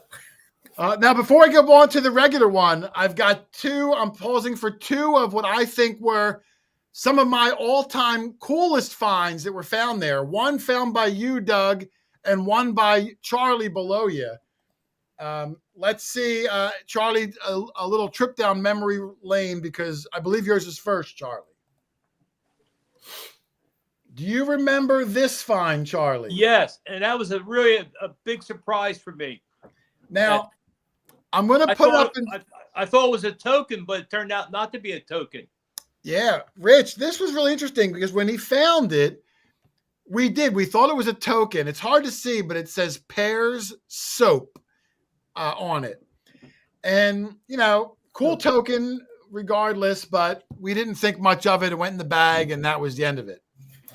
But when the video came around and I was trying to research Pears Soap, I found out that, let me see if I can move on a little bit here. Here's what it looked like after Charlie cleaned it up. And you can see, Rich, and everyone watching, you see this inner ring right here, this like inner circle? Yes. Yeah. And there's some writing right here where you can almost see where it says P-E something or other. It turns out that this Pears Soap has a really rich history over in England. And if My View 72 is here, he might know about it. But what happened was Pears Soap was trying to advertise in England. So what they had an idea to do was they gathered up thousands of French coins and counterstamped them with Pears Soap and sent them out into circulation. it was illegal to deface British coins in Britain, but it was not illegal to deface French coins in Britain, and French coins were legal tender. I got a picture here of what they would look like. This is what the coin was, Rich. That is really cool. And there was thousands of them made. Now, even though it was a French coin, after a year or two of so many of them circulating throughout England, the king and queen or whoever was in charge got just pissed. I mean, they got mad, pulled them all out of circulation, told the Pear soap people, you can't do it anymore. And most of them were destroyed. There's still some out there floating around, most of them probably overseas. This one made it all the way across the ocean and landed in our Thousand Holes field, a counter-stamped old 1850s French coin for Pear soap. Thought it was one of the most awesome things found by Charlie, the heritage relic hunter. That's very cool. That is neat. Really cool. Yeah. Charlie, do you even know where that is? Yeah, I have it in my relic room. Yes. Rich, can you see the I forget who the man is on the coin. It's Napoleon III. It says it right there. Duh. Right. Can you see his face on the counter stamped one next to it? Well, Just not barely. his face, but I can see his neck and his chin and Yeah. the back of his head. Yep. If you go back and watch the video that this came in, I put up like 10 Pear soap counter stamped examples because they're all stamped a little different. Some there's like you can see the example I used, it was stamped upside down. Some are stamped on the side. It was all just like boom, get it out, boom, get it out. So I just thought it was super cool. That was found by his truly, the heritage relic hunter. Yeah, thank you. And I gotta believe there's maybe a couple more of them in there. Well, I hope so, because I'm a little jealous of that. Yeah, that was that's super pretty cool. And we would have just dismissed it as a Pear soap token already and moved on. And by doing a little legwork, really found some good history. Now, here's a good question. Do you think that was hold as a coin, or do you think it was hold as a Pears token? Very good That's a good question. Yeah. I mean, if you see the example next to it, it's not hold. So I'm guessing Pears soap didn't hold them all. So I'm going to say that it was hold. I don't know. Well, yeah, I mean, why would you hold a soap token? But who knows? Al Wenberg says Rich has a Napoleon goat. Rich, turn to the side. Let me see if you look like Napoleon III. Wait, this side or this? Yeah, side? that side. This side. Yeah. Oh, I see it. Doug, what do you think? yep. You could pass for Napoleon III. I like it. All right. And I saw MyView72, who is my British ID expert, had never heard of that before. So I'm glad we were able to help him. He helps us so much. Yep. Look into it, though. It's a fascinating story. There's a whole Wikipedia articles on it. I thought it was really cool. Now, the next one, Doug, was I'm going to ask you a question before I bring it up. Right. Do you remember, Doug? Don't tell me what it was for, but just do you remember, yes or no, the name Johnny Lame? Johnny Lane. Johnny Lame. L-A-M as in Mary E. Johnny Lame. Johnny Lane. Sounds like a no. I'm guessing no, you don't remember. No. All right. Funny because it was one of my favorite all-time finds there found by you. Check this out. We'll go down memory lane since Doug has zero recollection.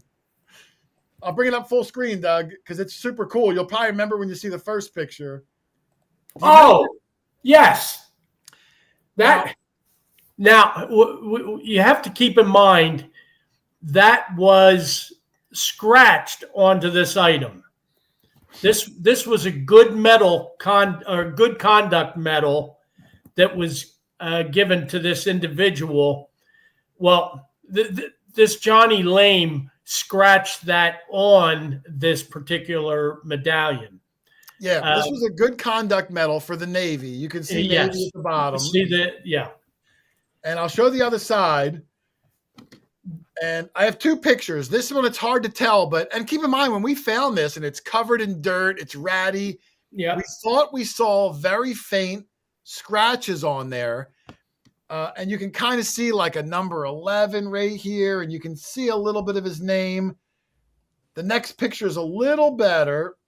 Right there, the sun hitting off it. You can see in the center, it says John E. Lame. There was a date down here. The guy must have served in the Navy in the early 1900s, got a good conduct medal, etched his name into this medal, and then for whatever reason, lost it in this field, and Dog Tag Doug finds it 100 plus years later. Yeah. That was So pretty. Did you ever try to research the name? Nah, not really. I kind of felt it had been issued to someone else, and then this guy got a hold of it and scratched his name on it. But the name John E. Lame is pretty lame in itself. So I think this was kind of like a goof, by John. Yeah, I don't know. I don't know if it's a goof or not, but again, it was something that looked innocent enough. And then with a little bit of looking into it, thought it was super cool that, to find something that was from the Navy with a guy's name etched in it. Like, you're always hoping for that kind of stuff. Yeah, yeah. So I thought that was really cool. So a little break of what I thought were some of the most memorable finds, even though Doug had zero recollection of it. Well, as soon as I saw it, it all came back to me.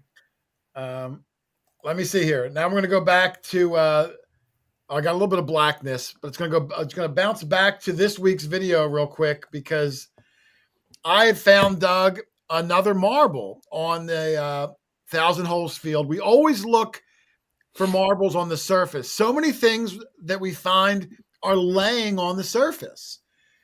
And this one, it's a nice opalescent white color. You can see that little stripe going down it. And I thought I would show just some of the super cool marbles because, man, we found some good ones. You just wanted to use the word opalescent. I do. I like to sound smart once in a while. Yeah, he looked that up just before I the got show. this beautiful translucent, opalescent, opaque. I'm running out of words. But let's take a look at a few, Doug. I'll full screen it for a minute.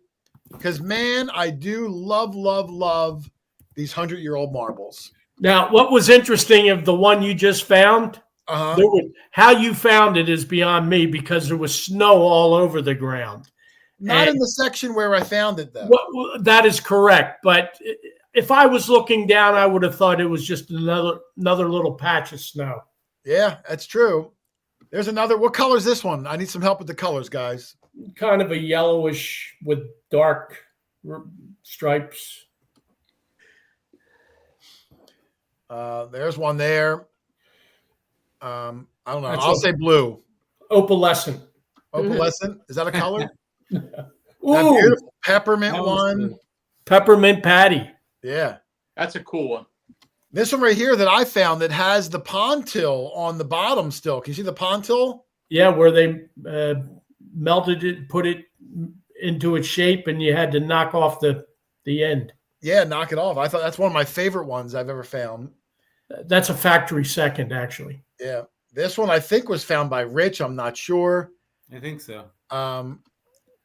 So many, and all these marbles are 100 plus years old. They're actually, a lot of them are really valuable, Doug. I don't know a lot about marbles, but I had a lot of people that were like marble collectors telling me, oh, this one is this one's this, and tell me the pattern and the name, and look at that. That's beautiful. Now, you know what's interesting, and we found this out several years ago with another person that hunted with us, Kyle. He found a reference to the Marbles Championship that's held every year in Wildwood, New Jersey, which is probably 30 miles from where these marbles were found. Yeah, marbles were very, very popular back then. I'm wondering if maybe some of these were part of the Marble Championships because they held them right on the beach. Yeah, who So, knows? Look at that one, Doug. Yeah. Ooh, baby. I don't remember who found that one. I hope it wasn't me, because if it is, I don't know where I'd do with it. Mm. Um, I can honestly say I have found very few. Look at that one. I've probably got about 10 or 12, and I just love them. I mean, there's another one that's that one's kind of beat up, but another one looks like a crystal ball from like Three Witches in a Cauldron. Look at that one with the That's nice. Looks like a planet, you know? Yeah, I mean, they're just stunning. And it's one of our favorite things to look for. That day, me and Rich had a double. We found them at the same time. That's got a belly button. Yeah, it does. I got a picture of the other side of it too. I mean, just look at that marbling. And now I think that's the last one I have for the marble pictures. I'm seeing some people in the chat helping with the marbles. We probably have some marble experts in here. Jason, yes. Did you ever play with marbles? No, I'm sure Doug and I, Doug, you certainly played with marbles. Yeah. So we grew up playing with them. Yeah. I'm just curious. You're a young guy, Jason, but did you ever play with marbles? I think, but I never played with marbles, and I don't think any of my friends ever did. So maybe the popularity of marbles started to fade from your youth to my youth. Maybe it lost interest in America, because I didn't know anyone that played the game marbles. But I mean, to have a national championship with marbles back in the day, that tells you something, doesn't it? Oh yeah, hundreds, if not thousands, of people from all over would converge. And I put that medal that Doug's talking about on my Facebook also a few weeks ago, with a story of the kid who won it and images. And the kid who won it, they made a big parade for him in his town. He was from Illinois, was it? Or Indiana? Somewhere up there. I don't recall. It was 1930s. I wrote like a 3-page paragraph and did all this research a few weeks ago. And once I posted it, Doug, my memory watched for the next thing. Okay. It's the same old story what I tell my kids and stuff. I had a nice collection of marbles. Where are they today? I had a nice collection of baseball cards. Where are they today? I have no clue what happened to all my things when I was a kid. I really don't know what my mom did with them or what happened to them. Some of those marbles are super valuable, Charlie. It's a shame if you never find them. And baseball cards. Baseball cards. Let me keep rolling, Doug. It's almost 9 o'clock. I still got a lot coming up, so I'll try to go a little faster.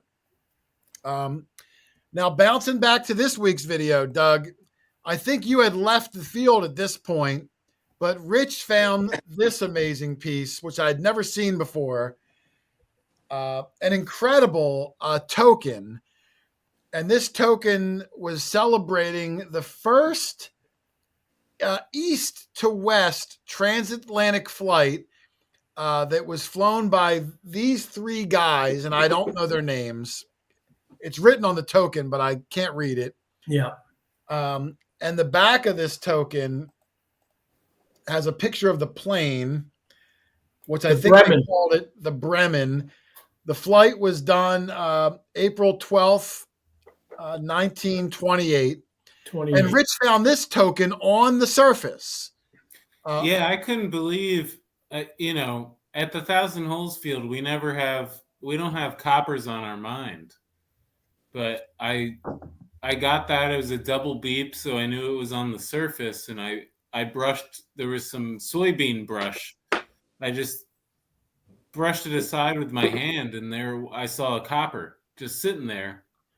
And that's what it was. Yeah, let me go back again. I mean, I can't read the guys' names, but all 3 of them flew over. I thought it was super cool. I had never seen it before. And, when I say I had never seen this token at the Thousand Holes field, that's almost a rare thing to say, Doug, because we've literally found probably over 500 different tokens in this field. And this field is not enormously big. No. So it's just so compacted with finds from this period.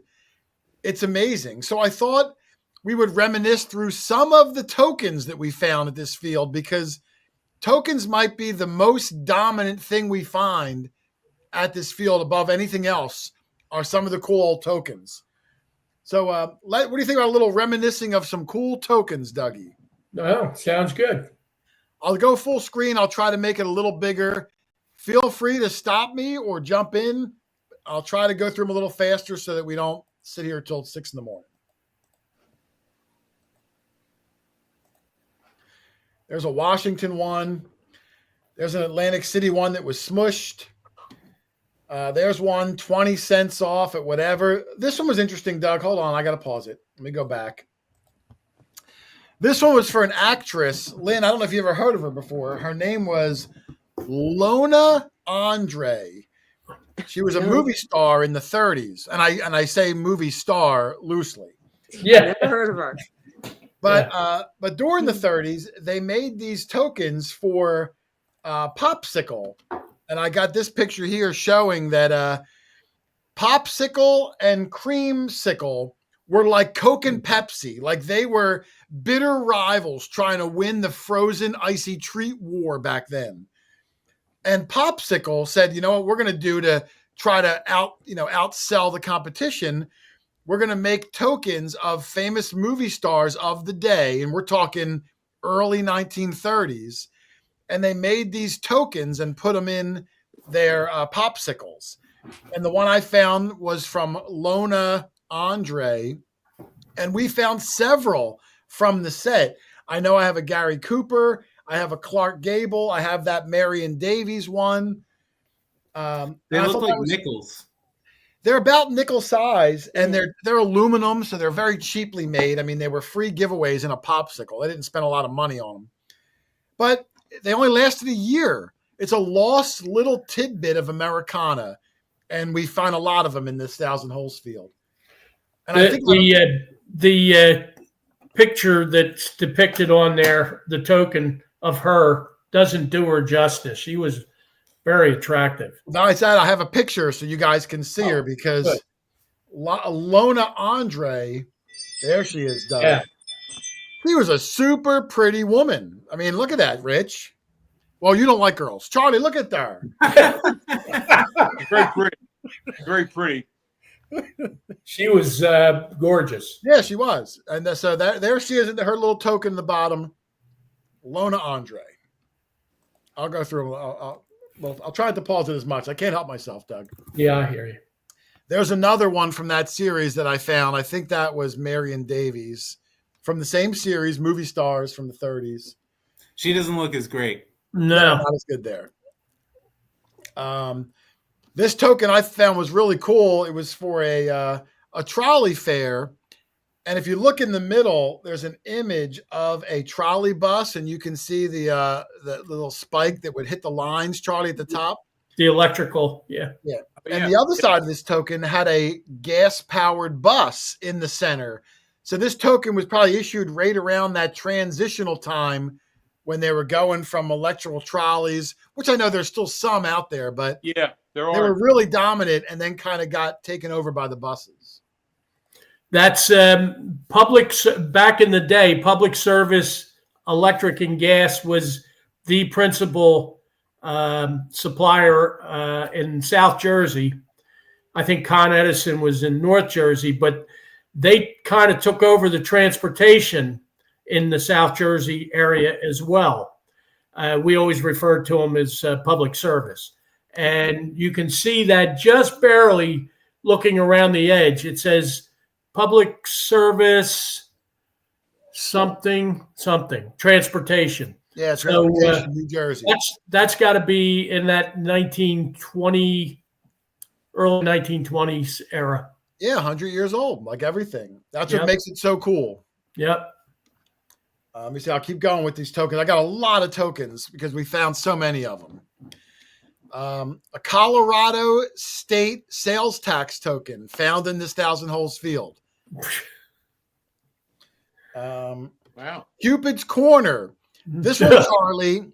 Cupid's Corner was like a peep show place where you would like pull the curtain open and see the naked girl. Yeah. And these tokens. My dad used to tell me about that. What's that? My dad used to tell me about. Yeah. Did your dad lose this one? Your dad may have lost his token in the field. No, I'm just kidding. But yeah, it was for like an old peep show. I thought that was really cool. My dad didn't need no peep show. Okay. Oh, okay. Doug works at a peep show still to this day, but no one ever comes in. The night shift. He works the Oh, overnight. gosh. So hurry up. I got to get to work. He's the overnight shift. In the video from this week, someone found, I think Rich found the Colgate Dental Shave Cream token. We found a lot of them. This one here was for dental cream. We found it for the Kick soaps. A lot of Colgate square tokens from this field. A lot of Charms tokens. Again, same time period, early 1930s. Charms lollipops would issue presidential tokens, aluminum, in their lollipops. Only 1 year, and we've probably found dozens of them in this field. So it really narrows down the time period of, what everything was dumped there.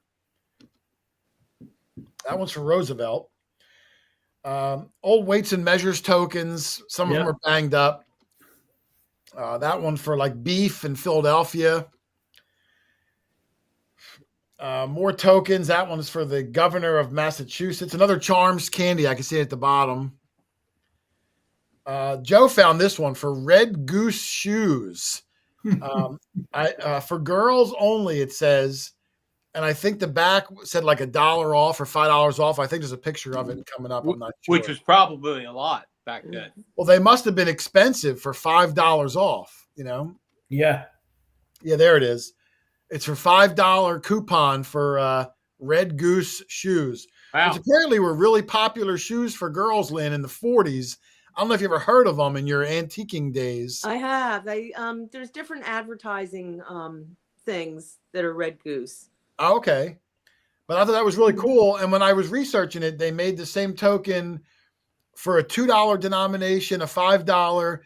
Probably the older ones were less money. And then as time went by and inflation, they'd give you a more, a higher value coupon.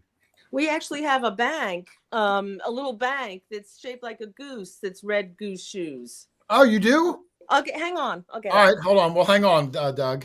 Okay. Like Buster Brown's, Doug. I'm seeing in there. Kid Dig said like Buster Brown's. Oh, I hit the wrong one. Show Me Treasure said, I think he's busting your chops with the maps. Rich Van Winkle, have you looked at any 1920s maps for that area? Maybe get an idea of the field. Yeah, listen, we have. It was and further back. And further back. It must have been a dump because there was never any structures back there. It went from woods to a sandy field. So we think that they collected sifted trash from schools, churches, restaurants. Sifted meaning we don't find car tires and big things. We only find smalls, marbles, a lot of coins, a lot of tokens. So we're thinking it was a sifted dump site put in this farm field and then over the last 100 years just spread all over the field. When I first got this field, I met the farmer in the field. He was plowing, and all around the field were huge piles of dirt that over subsequent years since we've been there, those mounds of dirt have all been spread throughout the field. Wherever they have a low spot, they fill it in. But my guess, and I think it's a good guess, is all these piles came from landfills in the Atlantic City area and the Philadelphia area, since we find so many items relative to those two cities. And they just get spread around, and lo and behold, we get to hunt them. Let me see Lynn's thing. Hold on. I have to switch this around real quick. Okay. Hold on, Lynn. All right, go ahead. A minute. It's cast iron. It's a little tiny goose bank. See on the top? Oh, yeah. And it says Red Goose shoes on it. Cool. Okay, look at that. Yep. If you'd hold it in front of the camera, I could see it. It's like, yeah, Come Just in on, front of your face. Just right in front of your face. right there, right there. right there. Yeah. Cover your face. And That's pull it. it back from the camera some so I could read the text. That's it. There we go. That's good. That's cool. Yeah, I wonder what year Red Goose Shoes started. I'm not sure. I'll look it up. All right, Doug will look it up. I'm Maybe going to the come back over. I'll have to 20s. rearrange, Lynn. I got to rearrange. That's pretty cool, Lynn. so Yeah. She's our antiques expert, Charlie. She's got all this stuff. I'm going to go through some tokens, Doug. I got a lot of them. Go ahead. Fruger's hardware store, just some random hardware store. I remember when I looked it up, they went out of business in like 22. So that's a pretty old one. Good for 5 cents in trade for somewhere. Who knows? So many Mazuma gum tokens, just like the charms and the popsicles. These were put in Mazuma gum, which again was only 1 year, I think 1934, 35. We found so many Buffalo Bills, John Paul Jones. You guys have probably all seen them in the videos before. Buffalo Bill, I just think is the coolest looking one. There's 2 more Buffalo Bills we found. Another amusement token. Another looks like Roosevelt tokens. This one was one of my favorite ones, Doug. I didn't know what this was. This is big. It's a $50 size. This is how I found it dirty. And then when I wiped it down, it looked like that. This was a casino token. This was worth $50 Wow. at the casino. wow. And somehow they must have brought up like an old casino chip and brought it back. I've seen them online in the middle where mine says 50. Some said 1, some said 10, some said 100. But this was a $50 casino chip from the 30s, which is really valuable. It's actually worth a good money today because of what they were. It's a big collectible, casino chips. And I have a picture of the back of it too. It just has like an eagle and a star on it. It's heavy. It's probably like lead or something, or really thick stainless steel. I'm not sure, but one of my favorite pieces I found from there. Let's see. This was this isn't even a token, but it's just a cool piece. I don't know how it got in my token section. Look at that one, Doug. Good for 1/4 of a penny in trade, or in 1/4 of a penny. It's probably only from the 30s. So, I mean, man, how stingy is that? 1/4 of a penny. But thought it was cool. This one, I think I found this one. I forget it's for like an old bank. I see finance and everything on there, brass. Rich found this one. I don't even think it's a token. I think it was That's a coin. Yeah, an Italian coin. Yes. Yeah. But beautiful graphics on there, like a half-naked lady posing or something. Why doesn't our money have that kind of graphics? People don't want to know what you would do with it. I'd probably hold on to it longer. Here's another of my favorite ones ever, Rich. I'm going to bring it full screen. Doug found this one, and Doug was nice enough to give it to me because I just really fell in love with it. But it's incredibly controversial. If you can read the very bottom of the token, it says it's for a piece of real estate. They were trying to sell it in New Jersey, in Ocean City, New Jersey, about maybe a half hour from me. They were trying to sell these new places, and at the very bottom it says white race only. Now, when the video came out, the Ocean City, New Jersey Historical Society president happened to see the video, and they had no idea that their town was segregated like that, like openly racist. They had no idea until this token came out. So they asked me if I could send them all these pictures, and they were doing all this research on it. So, up in a northern state in the 1930s or maybe early 40s, you wouldn't have thought we were as racist as usually the normal states were more accepting. I thought that was absolutely incredible, Doug, to find something that would be so blatantly racist like that. Just one of the coolest pieces of just Americana. Oh, by the way, while you got a little pause there, the Red Goose Shoe Company started in St. Louis, Missouri in 1869. Wow, that old. Huh. Wow. Yes.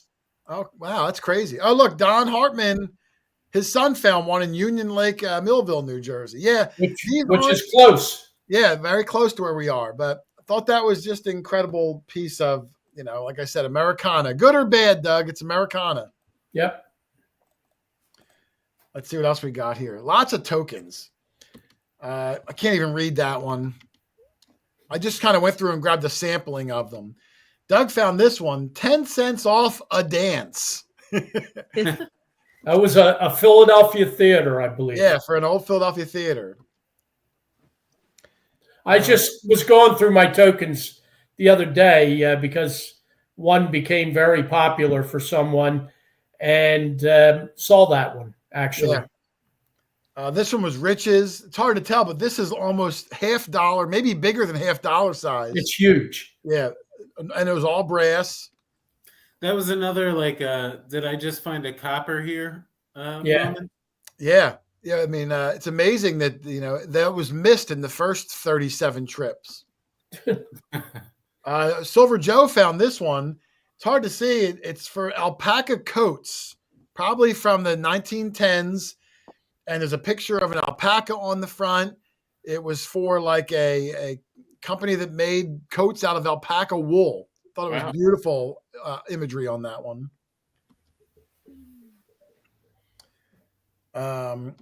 There's a token of an old bagpiper on it. This one was really cool, Rich. I think I was telling somebody about this just last week. Doug had found this token. I'll do a full screen. It helps you see a little better. Doug found this token. Reminded me of the one you found, Rich. But it's got 3 little kids on it. They're reading a newspaper. And this is for some small Philadelphia newspaper called The Bulletin. It wasn't small. No. Back then it was small, Doug. No. It didn't become small until like the 80s. Well, you can see at the bottom, right here, I'm going to circle it.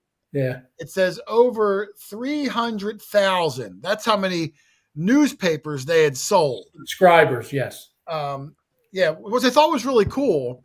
But then the same day, we found another token. I think it's the next picture. Another token, also for the Bulletin, same one. And it's hard to tell, but at the bottom it says over 500,000. Yeah. So you can tell that Doug's obviously must have been a decade older. Earlier. For them to pick up even a couple of years 200,000 more subscribers. And then this one, they must have issued the same token years later and just changed the number of subscribers. And this is also $50 size. Thought that was really cool.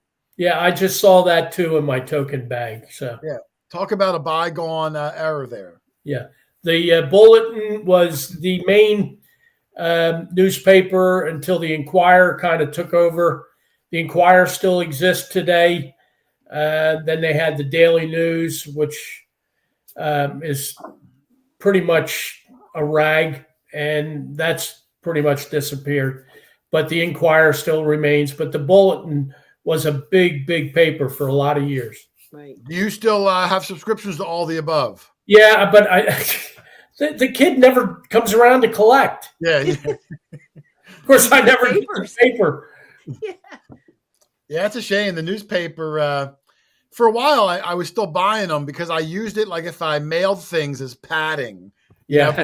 You can't even get them anymore. So let me ask you, do you know what the reference of all the kids on there is? Let me go back to the other picture so you can see them better. It should stand out, be as obvious as the picture on the thing. Let's let the viewers make a guess, Doug. Does anyone know what the reference of why there'd be three children on a newspaper token? Any guesses? Give them a second, Doug. And they're all boys. I'll try to flash up any. That one in the middle is not a girl? No, I don't think so. All right, let me see if we get any guesses. And you can look up Bulletin token. Looks like a girl, Doug. Well, maybe it is, but the reference is something specific. Yes. Yes. Well, wait, Scavenger Nick. I got more. Al Scavenger- Winberg says cartoons. Scavenger Nick had it. Go for Bill. Boy Scouts. 3 generations from Animal Digs. Private school. I'm trying to get him up. It's going to private school from the Cape Cod Godfather. I messed up his name. Whatever. Little Rascals from Digging Times Past. Trash Panda Metal. Groundhog Day announcement. Choir token. But no, the original one, Doug, you had it right. Scavenger Nick. They were delivery boys and girls. Yes. Newspaper delivery was actually my first job as a youngster too, Doug. Yep. Delivered 2 local papers. Did you drive a bicycle? I did. Yes. Did you? And I had to be at the pickup spot on the weekends at like 5 in the morning because people wanted their Sunday paper by like 6:30. So I remember being like 12 years old, waking up at like 5 in the morning, riding my bike like a mile, picking up these papers and trying to deliver them all by 6 in the morning. Like that was tough work for a 12-year-old. You're not kidding. Did you have to fold the papers in like a little tube? Yeah, I had to fold them up and I put a rubber band over Rubber band. them. Yep. Yeah. And then if it was raining, I put them in a bag. I made good money though, Charlie. I mean, Yeah. I don't remember, like, I don't know what the equivalent would be today, but as a 12-year-old kid, I was bringing home like $100 a week, which is like, I might as well have been a millionaire, Doug. Who'd you deliver for? Courier Post? And the what was the other one? Inquirer? The local Times for my county. I don't want to say where I live. Gloucester County Times. Thanks for telling everyone where I live. Here's Doug's address, everybody. Get your pens out. Get your pens out. I'll give you his phone number and where he lives. Jason. Hold on. Let me read off Doug's social security number. I love how I always say, don't tell him where about this, Doug. And Doug just blurts things out. Love it. I live for that. Jason, how good were you at flipping that paper to land on the front steps? That was my favorite part. I didn't want to stop my bike, so I drive by and like chuck it and try to land it on the porch. And I had a scoring system in my head where I would give myself like a 1 through 10 of how good the throw was. Do you remember the part, right? Only good part. The canvas bags. The canvas bags. We'd roll up the paper, put the rubber band around it, and stack them in the canvas bag and have it up on the handlebars. Yeah, on the handlebars. And you ride down the street, and man, I must have spent a good $100 a week in broken windows. Yeah. How many people in the chat had a paper out when they were young? How many people? Lynn, did you ever have a paper out? I did not. No? No. Rich, you're probably too young. I don't know if papers were still around when you were young. Papers are still around now. Well, I meant like enough people to have subscriptions to warrant a paper boy. I did not have a paper route, but I'll tell you what. I used to get up at 4:30 to milk cows as a kid, and the paper boy nearby, he'd get up the same time to do the papers. Right, same thing. Yep. He'd get up 4:30 in the morning before school. It was super early. Hey, Charlie, did you have to warm your hands up before you milked the cows? I had to, or they would kick me. That's right. A lot of people had paper routes, Doug. Oh, look, Liberty Road Relics is just now putting in his guess of Maine and Vermont. way to catch up. He's on his delay. He's a time traveler. That's funny. All right, let's get back to this thing, Doug. Gee whiz. Tokens galore at the 1,000 Holes field. Tokens galore. I'll try to let it roll a little bit. Doug found that big one there. This was the one I found that I thought was a Fujio, Doug. Oh my God. Yeah. Yep. I mean, you can even see it on there. What's cool too is it's an exact replica of the front and back, but it turns out it was like a token. Do you remember the headline on the video? Oh yeah, I remember it. I do. Yeah. Charlie, do you remember the headline? What I called the video? No. I do. Can I say Go say ahead, it? Doug, you can say it. If it's real, it's worth $50,000. Yeah. I think you have it backwards. I think I called it. It's worth 50,000 if it's real. If it's real, yeah. But it wasn't real. And what's cool, Lynn, look, if I make it big, let's see the first person that can find the spelling error. Doug, you don't say it because you might know it. Okay. First person, what's the spelling error? Oh God. The actual real coin had the same spelling error. Really? Yep.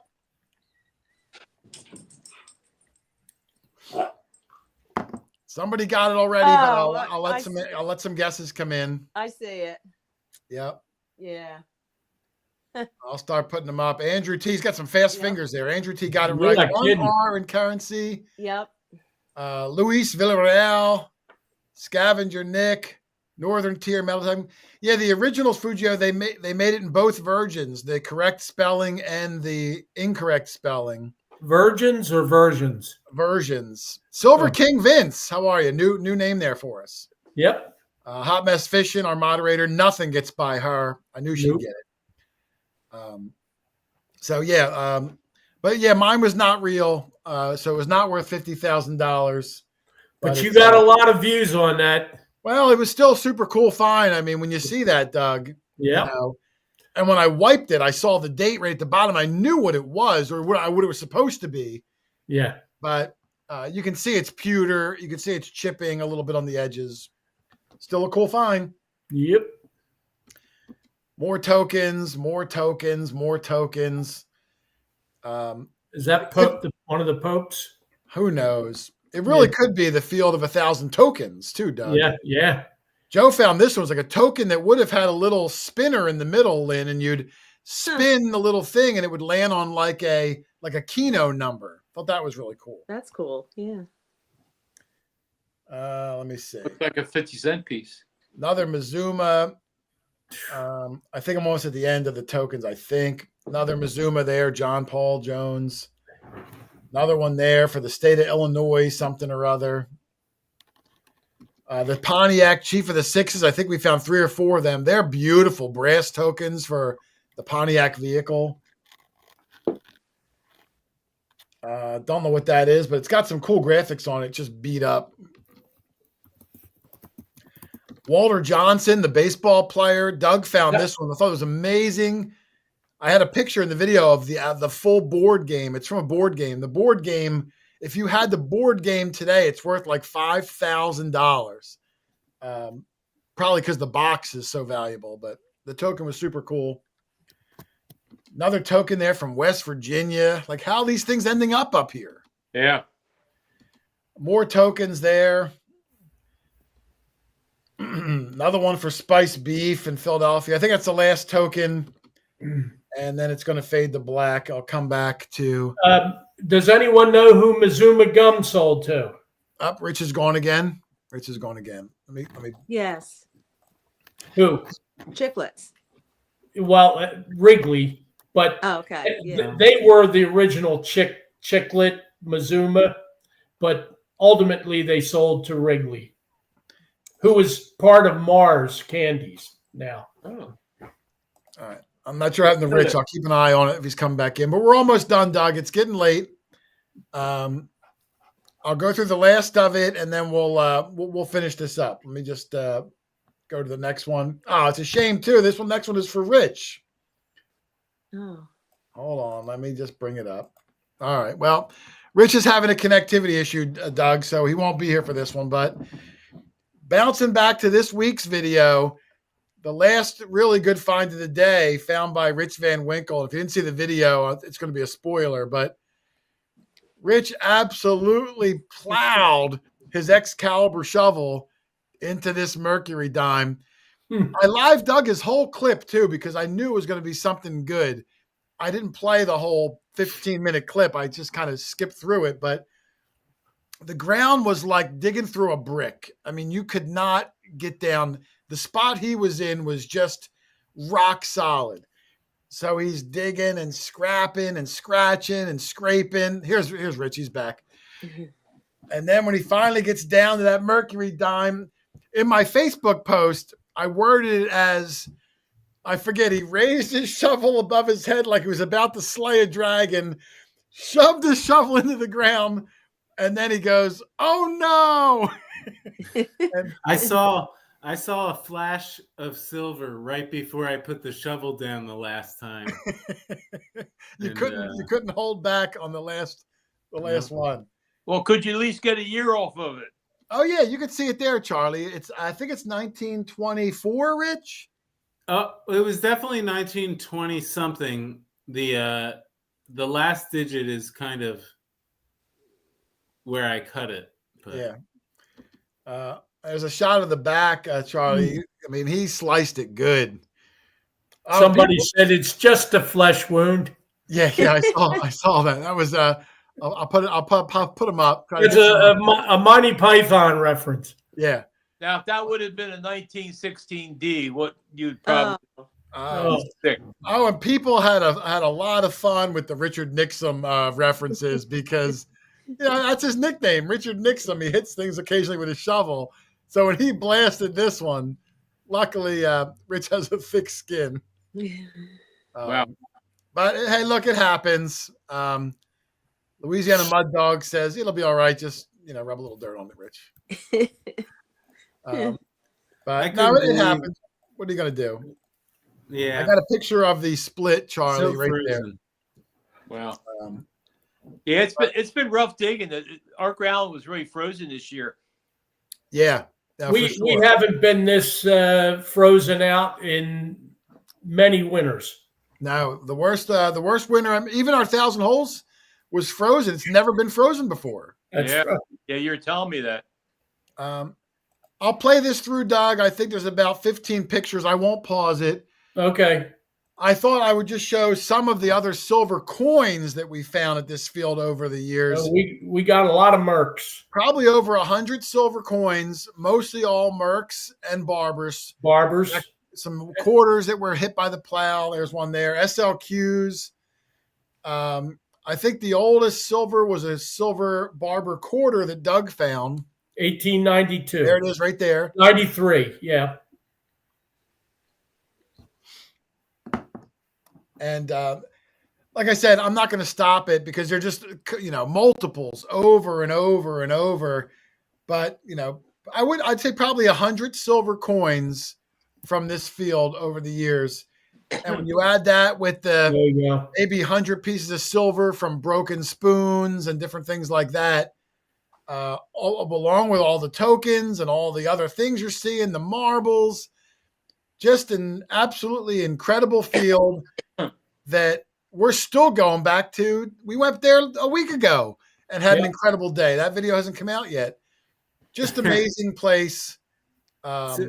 Northern Tier Metal Detecting just came up with a great name in there. What's that? Shreddy Mercury. That's a good one. Oh, where is that? Shreddy Mercury. Come on, Doug. Charlie, do you get the reference? Yes. Okay. What is it? What is it, Charlie? Shredding Mercury. That's a singer. Freddie Mercury. Okay. You're right. All right. Oh, who did he sing with? Well, he knew it was a singer. That's good enough. Queen. Queen. That is a good one. Yeah, man, we're gonna Doug. Don't let me forget that. We're gonna add that into Rich's repertoire of nicknames. Okay. I'm actually okay with that. It's Shreddy Mercury. Man, that's a winner. Northern Tier Metal Detecting. Put your zip code in the chat. I'll send you a hat for that one. That's incredible. Put your zip code in the chat, and then you can email me your address. I stopped doing the hats, but for something special like that, you want yourself a hat. I'm jealous I didn't think of that name, Doug. Somebody just came up with a good one for Jess last week. I got a zip code. Northern Tier, email me after the show. quarterhoarder@yahoo.com, your mailing address. And as long as your mailing address has that zip code, I'll send it out to you. Thank you. What was the nickname you saw, Doug? For Jess. Remember? What did you see? Jessica Dandy. Well, that one I think we might go with. I like the reference. We haven't seen her yet since, but I like it. She found dandy buttons. That's the leader. That's the leader. Yeah. We'll have to see when we talk to her, but that might just be the one. I think that's a keeper. I like it. Now she probably won't know who Jessica Candy. No, Dandy. I know, but it's named after the references for Jessica Candy. Candy. Yeah, Like I don't candy. know. She probably won't know who that is to get the reference, but well, tell her to watch Cocoon. I'll tell her to do that. Now, Doug, that was the end of the slideshow. I got your text. I do have a picture of what you texted me. Okay. Let me see if I can bring it up real fast. If you can talk for a second while I concentrate. Yeah, I love this item, and Rich is going to know it right away because Rich found it. I'm kind of surprised that you loved it. What you did with the editing just made it spectacular, in my opinion. Well, I don't have the video clip. I'll bring it up now. This was the find Doug's talking about. That. Yes. Oh yeah. That's it. Now I still have that. Yes. Now, in the video, if you haven't seen it, go to the video. It actually has the picture that Jason put up for the Tonight Show as the lead. But during the video, Jason says, that thing looks like it's just going to open its eyes and look at me. And lo and behold, need I say any more? It opens his eyes and screams. In the video, I think I opened his eyes, and then did I cut to the Psycho scene, or was that a different day? No. It just screamed when the eyes opened. It was pretty creepy. It was good. I could probably bring the clip up, but it would take me a while to find it. It was priceless. I did have a thing of pottery, Doug, of some of the coolest pieces. I must have forgot to load it into the slideshow. Yeah. But hold on, I'll show you because I had one of my favorite pieces of pottery also. I'll see if you remember it. I think Lynn just found a piece of redware there. Yeah, there has been a lot of it. We find so much. This was one of my favorites only because it was pretty unique. Do you remember this one, Doug? Yes.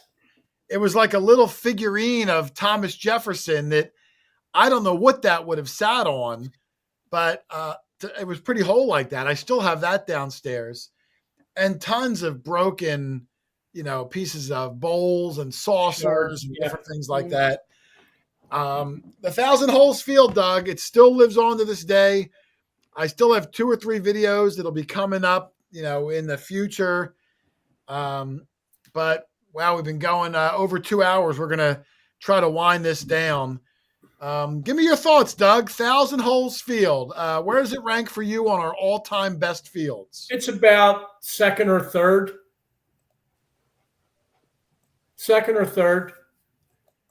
I'm trying to close this out. I always hope you'll talk a little longer, but okay. Well, second or third. Cobb Field obviously is numero uno. Gives the briefest of answers and then just dead silence. And I didn't know you wanted me to elaborate. You see, I'm doing something. Come on, that was your. Yeah. I don't know what your hands are doing under the table. Well, you don't want to know. You don't want to know. That feels amazing. Like I said, I was only over there 2 or 3 times, but the one time I was there, I was impressed that we found Kyle. Yeah, that's the deal where Kyle Beck came out of the woods on his return. Yep.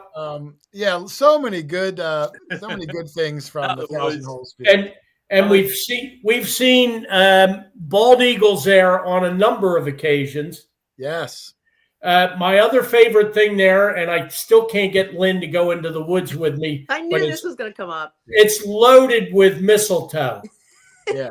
Now, Rich and Charlie have both agreed to go under the mistletoe with me, but I can't get Lynn. So You won't do it. Also, poison ivy in the woods. Yeah. oh well. Doug's always trying to get us to go over to the mistletoe, and we're not doing. We all run from Doug now. Yeah. Doug, did you get stuck in the mud because Joe said he had to pull you out of the Yes. mud one time? Yeah, well, there it gets pretty sloppy when we get a lot of rain. One And time I went in after it snowed one day, and I went a little bit too far, And even with my all-wheel drive, I couldn't get out. And Charlie, he's kind of not telling the whole truth, Charlie. What? Because what happened was, there was snow and ice all over the ground. Yeah.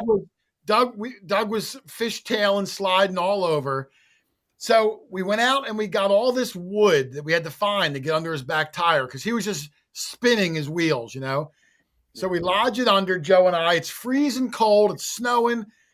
And you know, like when you're hydroplaning, they say you're supposed to turn your wheel opposite of your, you know, to get out of it.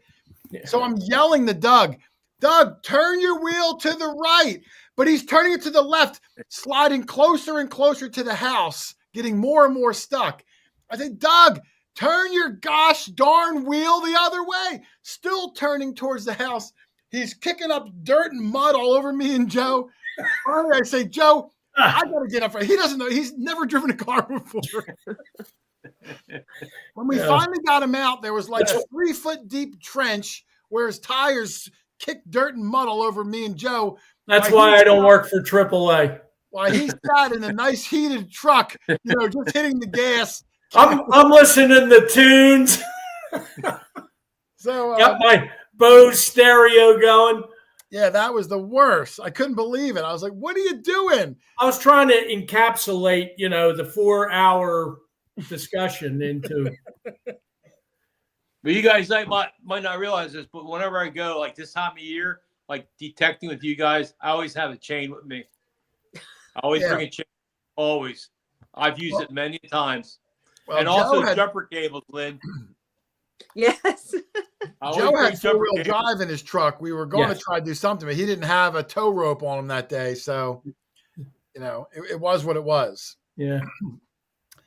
But yeah, incredible. But it's been, in my opinion, maybe the second or third best field that we've ever been in. Yeah. And, you know, when I got that field, I walked all over it. And even though we couldn't find any reference to an old house or business or anything like that, I did see all kinds of things laying on the surface. And that was because I happened to walk out there after a rain. And being a sandy soil, all those items, I'm looking at marbles and pennies. And I forgot I had this, Doug. I had this. Let me bring it up. Okay. I grayed out the names of the roads and everything. I didn't want to give it away. Yes. But this is the field. This is the road we pull in on over here. And you can see there is a house here. But it's a more modern house. It's a modern house that had nothing to do with the things that we find. No. And these are we actually, when we hunt it, we in our minds break this field into the same 4 quadrants. This one here is where the majority of the stuff has been found. But we found a lot in this quadrant and this quadrant. Yeah. With this bottom right one. Not so much. Being the least. Yes. So we think the stuff was dumped somewhere, you know, in this area and then pushed, you know, to the right and pushed to the bottom. Well, if you take your cursor up by the house and go to the left a little bit more, all in that general green area, there were piles and piles of dirt all over when we first got there. Over here. Yep. Yes. And then as time went on and subsequent visits, there were fewer of those piles, knowing that they had been all spread out throughout the field. Yeah. But yeah, I blocked out the road names, and I'm not even that worried about it, Doug, because we picked it pretty good. Well, not only that, but the police station is right down the street. Right there, right at the top left. All day long. They know us. Yeah. So if anyone did sneak on, the police would see them and would 100% pull over and ask, you know, what are you doing? What's the farmer's name? So feel free to try to geolocate and sneak on. But when you get arrested, if you drop my name, I'm going to say I don't know you. Yeah. The interesting thing, one day we were out there and the farmer who farms that, now it's not his property, but he leases it and has the rights to have people come out and hunt or whatever. And he came out one day, we showed him what we found. He says, "Oh, I got another field for you." So it wasn't too far from there, but we haven't really hit that too hard yet. But it's another option for us. Yeah, Louisiana Mud Dog says, let Doug keep talking about it. He'll eventually tell us where it is. I'll give you the coordinates. He would too. He would. Listen, whenever Doug talks, my finger's on the kick out button. But no, it's been an incredible field, not for age necessarily, but just for interesting things and in quality finds. Tremendous volume for sure. Yep. So, but Doug, my throat's getting sore. I think we're gonna wind this shindig down. Okay. I'll go around the room for any last thoughts, and I'll even give the person the big screen. What do you think about that, Doug? I'll give him. All right, go ahead. Hold on, let me find out how to do it. This one. I'll start What are with you doing? Charlie. Okay, Charlie, I'll give you the big screen. Let me. I'll give you your final thoughts, my friend. My final thoughts is that feels incredible. All the tokens, all the different variety of tokens. Not a lot of coins, but the tokens. It's just so cool to see all that stuff. And the one that I found, like I said, I wasn't there that many times, but that pear soap, that thing is incredible as far as I'm concerned. Incredible find. It's not like a token, it's also a coin. Yeah, the oldest coin that we found at that field was that Pear's soap one. Yeah. And we only found it because it was a token years later, but the actual coin, 1850s. Rich, you've been there a lot. I'll give you your final thoughts on the 1,000-hole field. That field is just crazy. We've had a few times where we've said to ourselves, well, it kind of turned off, that maybe it's not going to be good anymore. And then we end up going back again because the ground is frozen or for whatever reason. And then it's almost just as good again.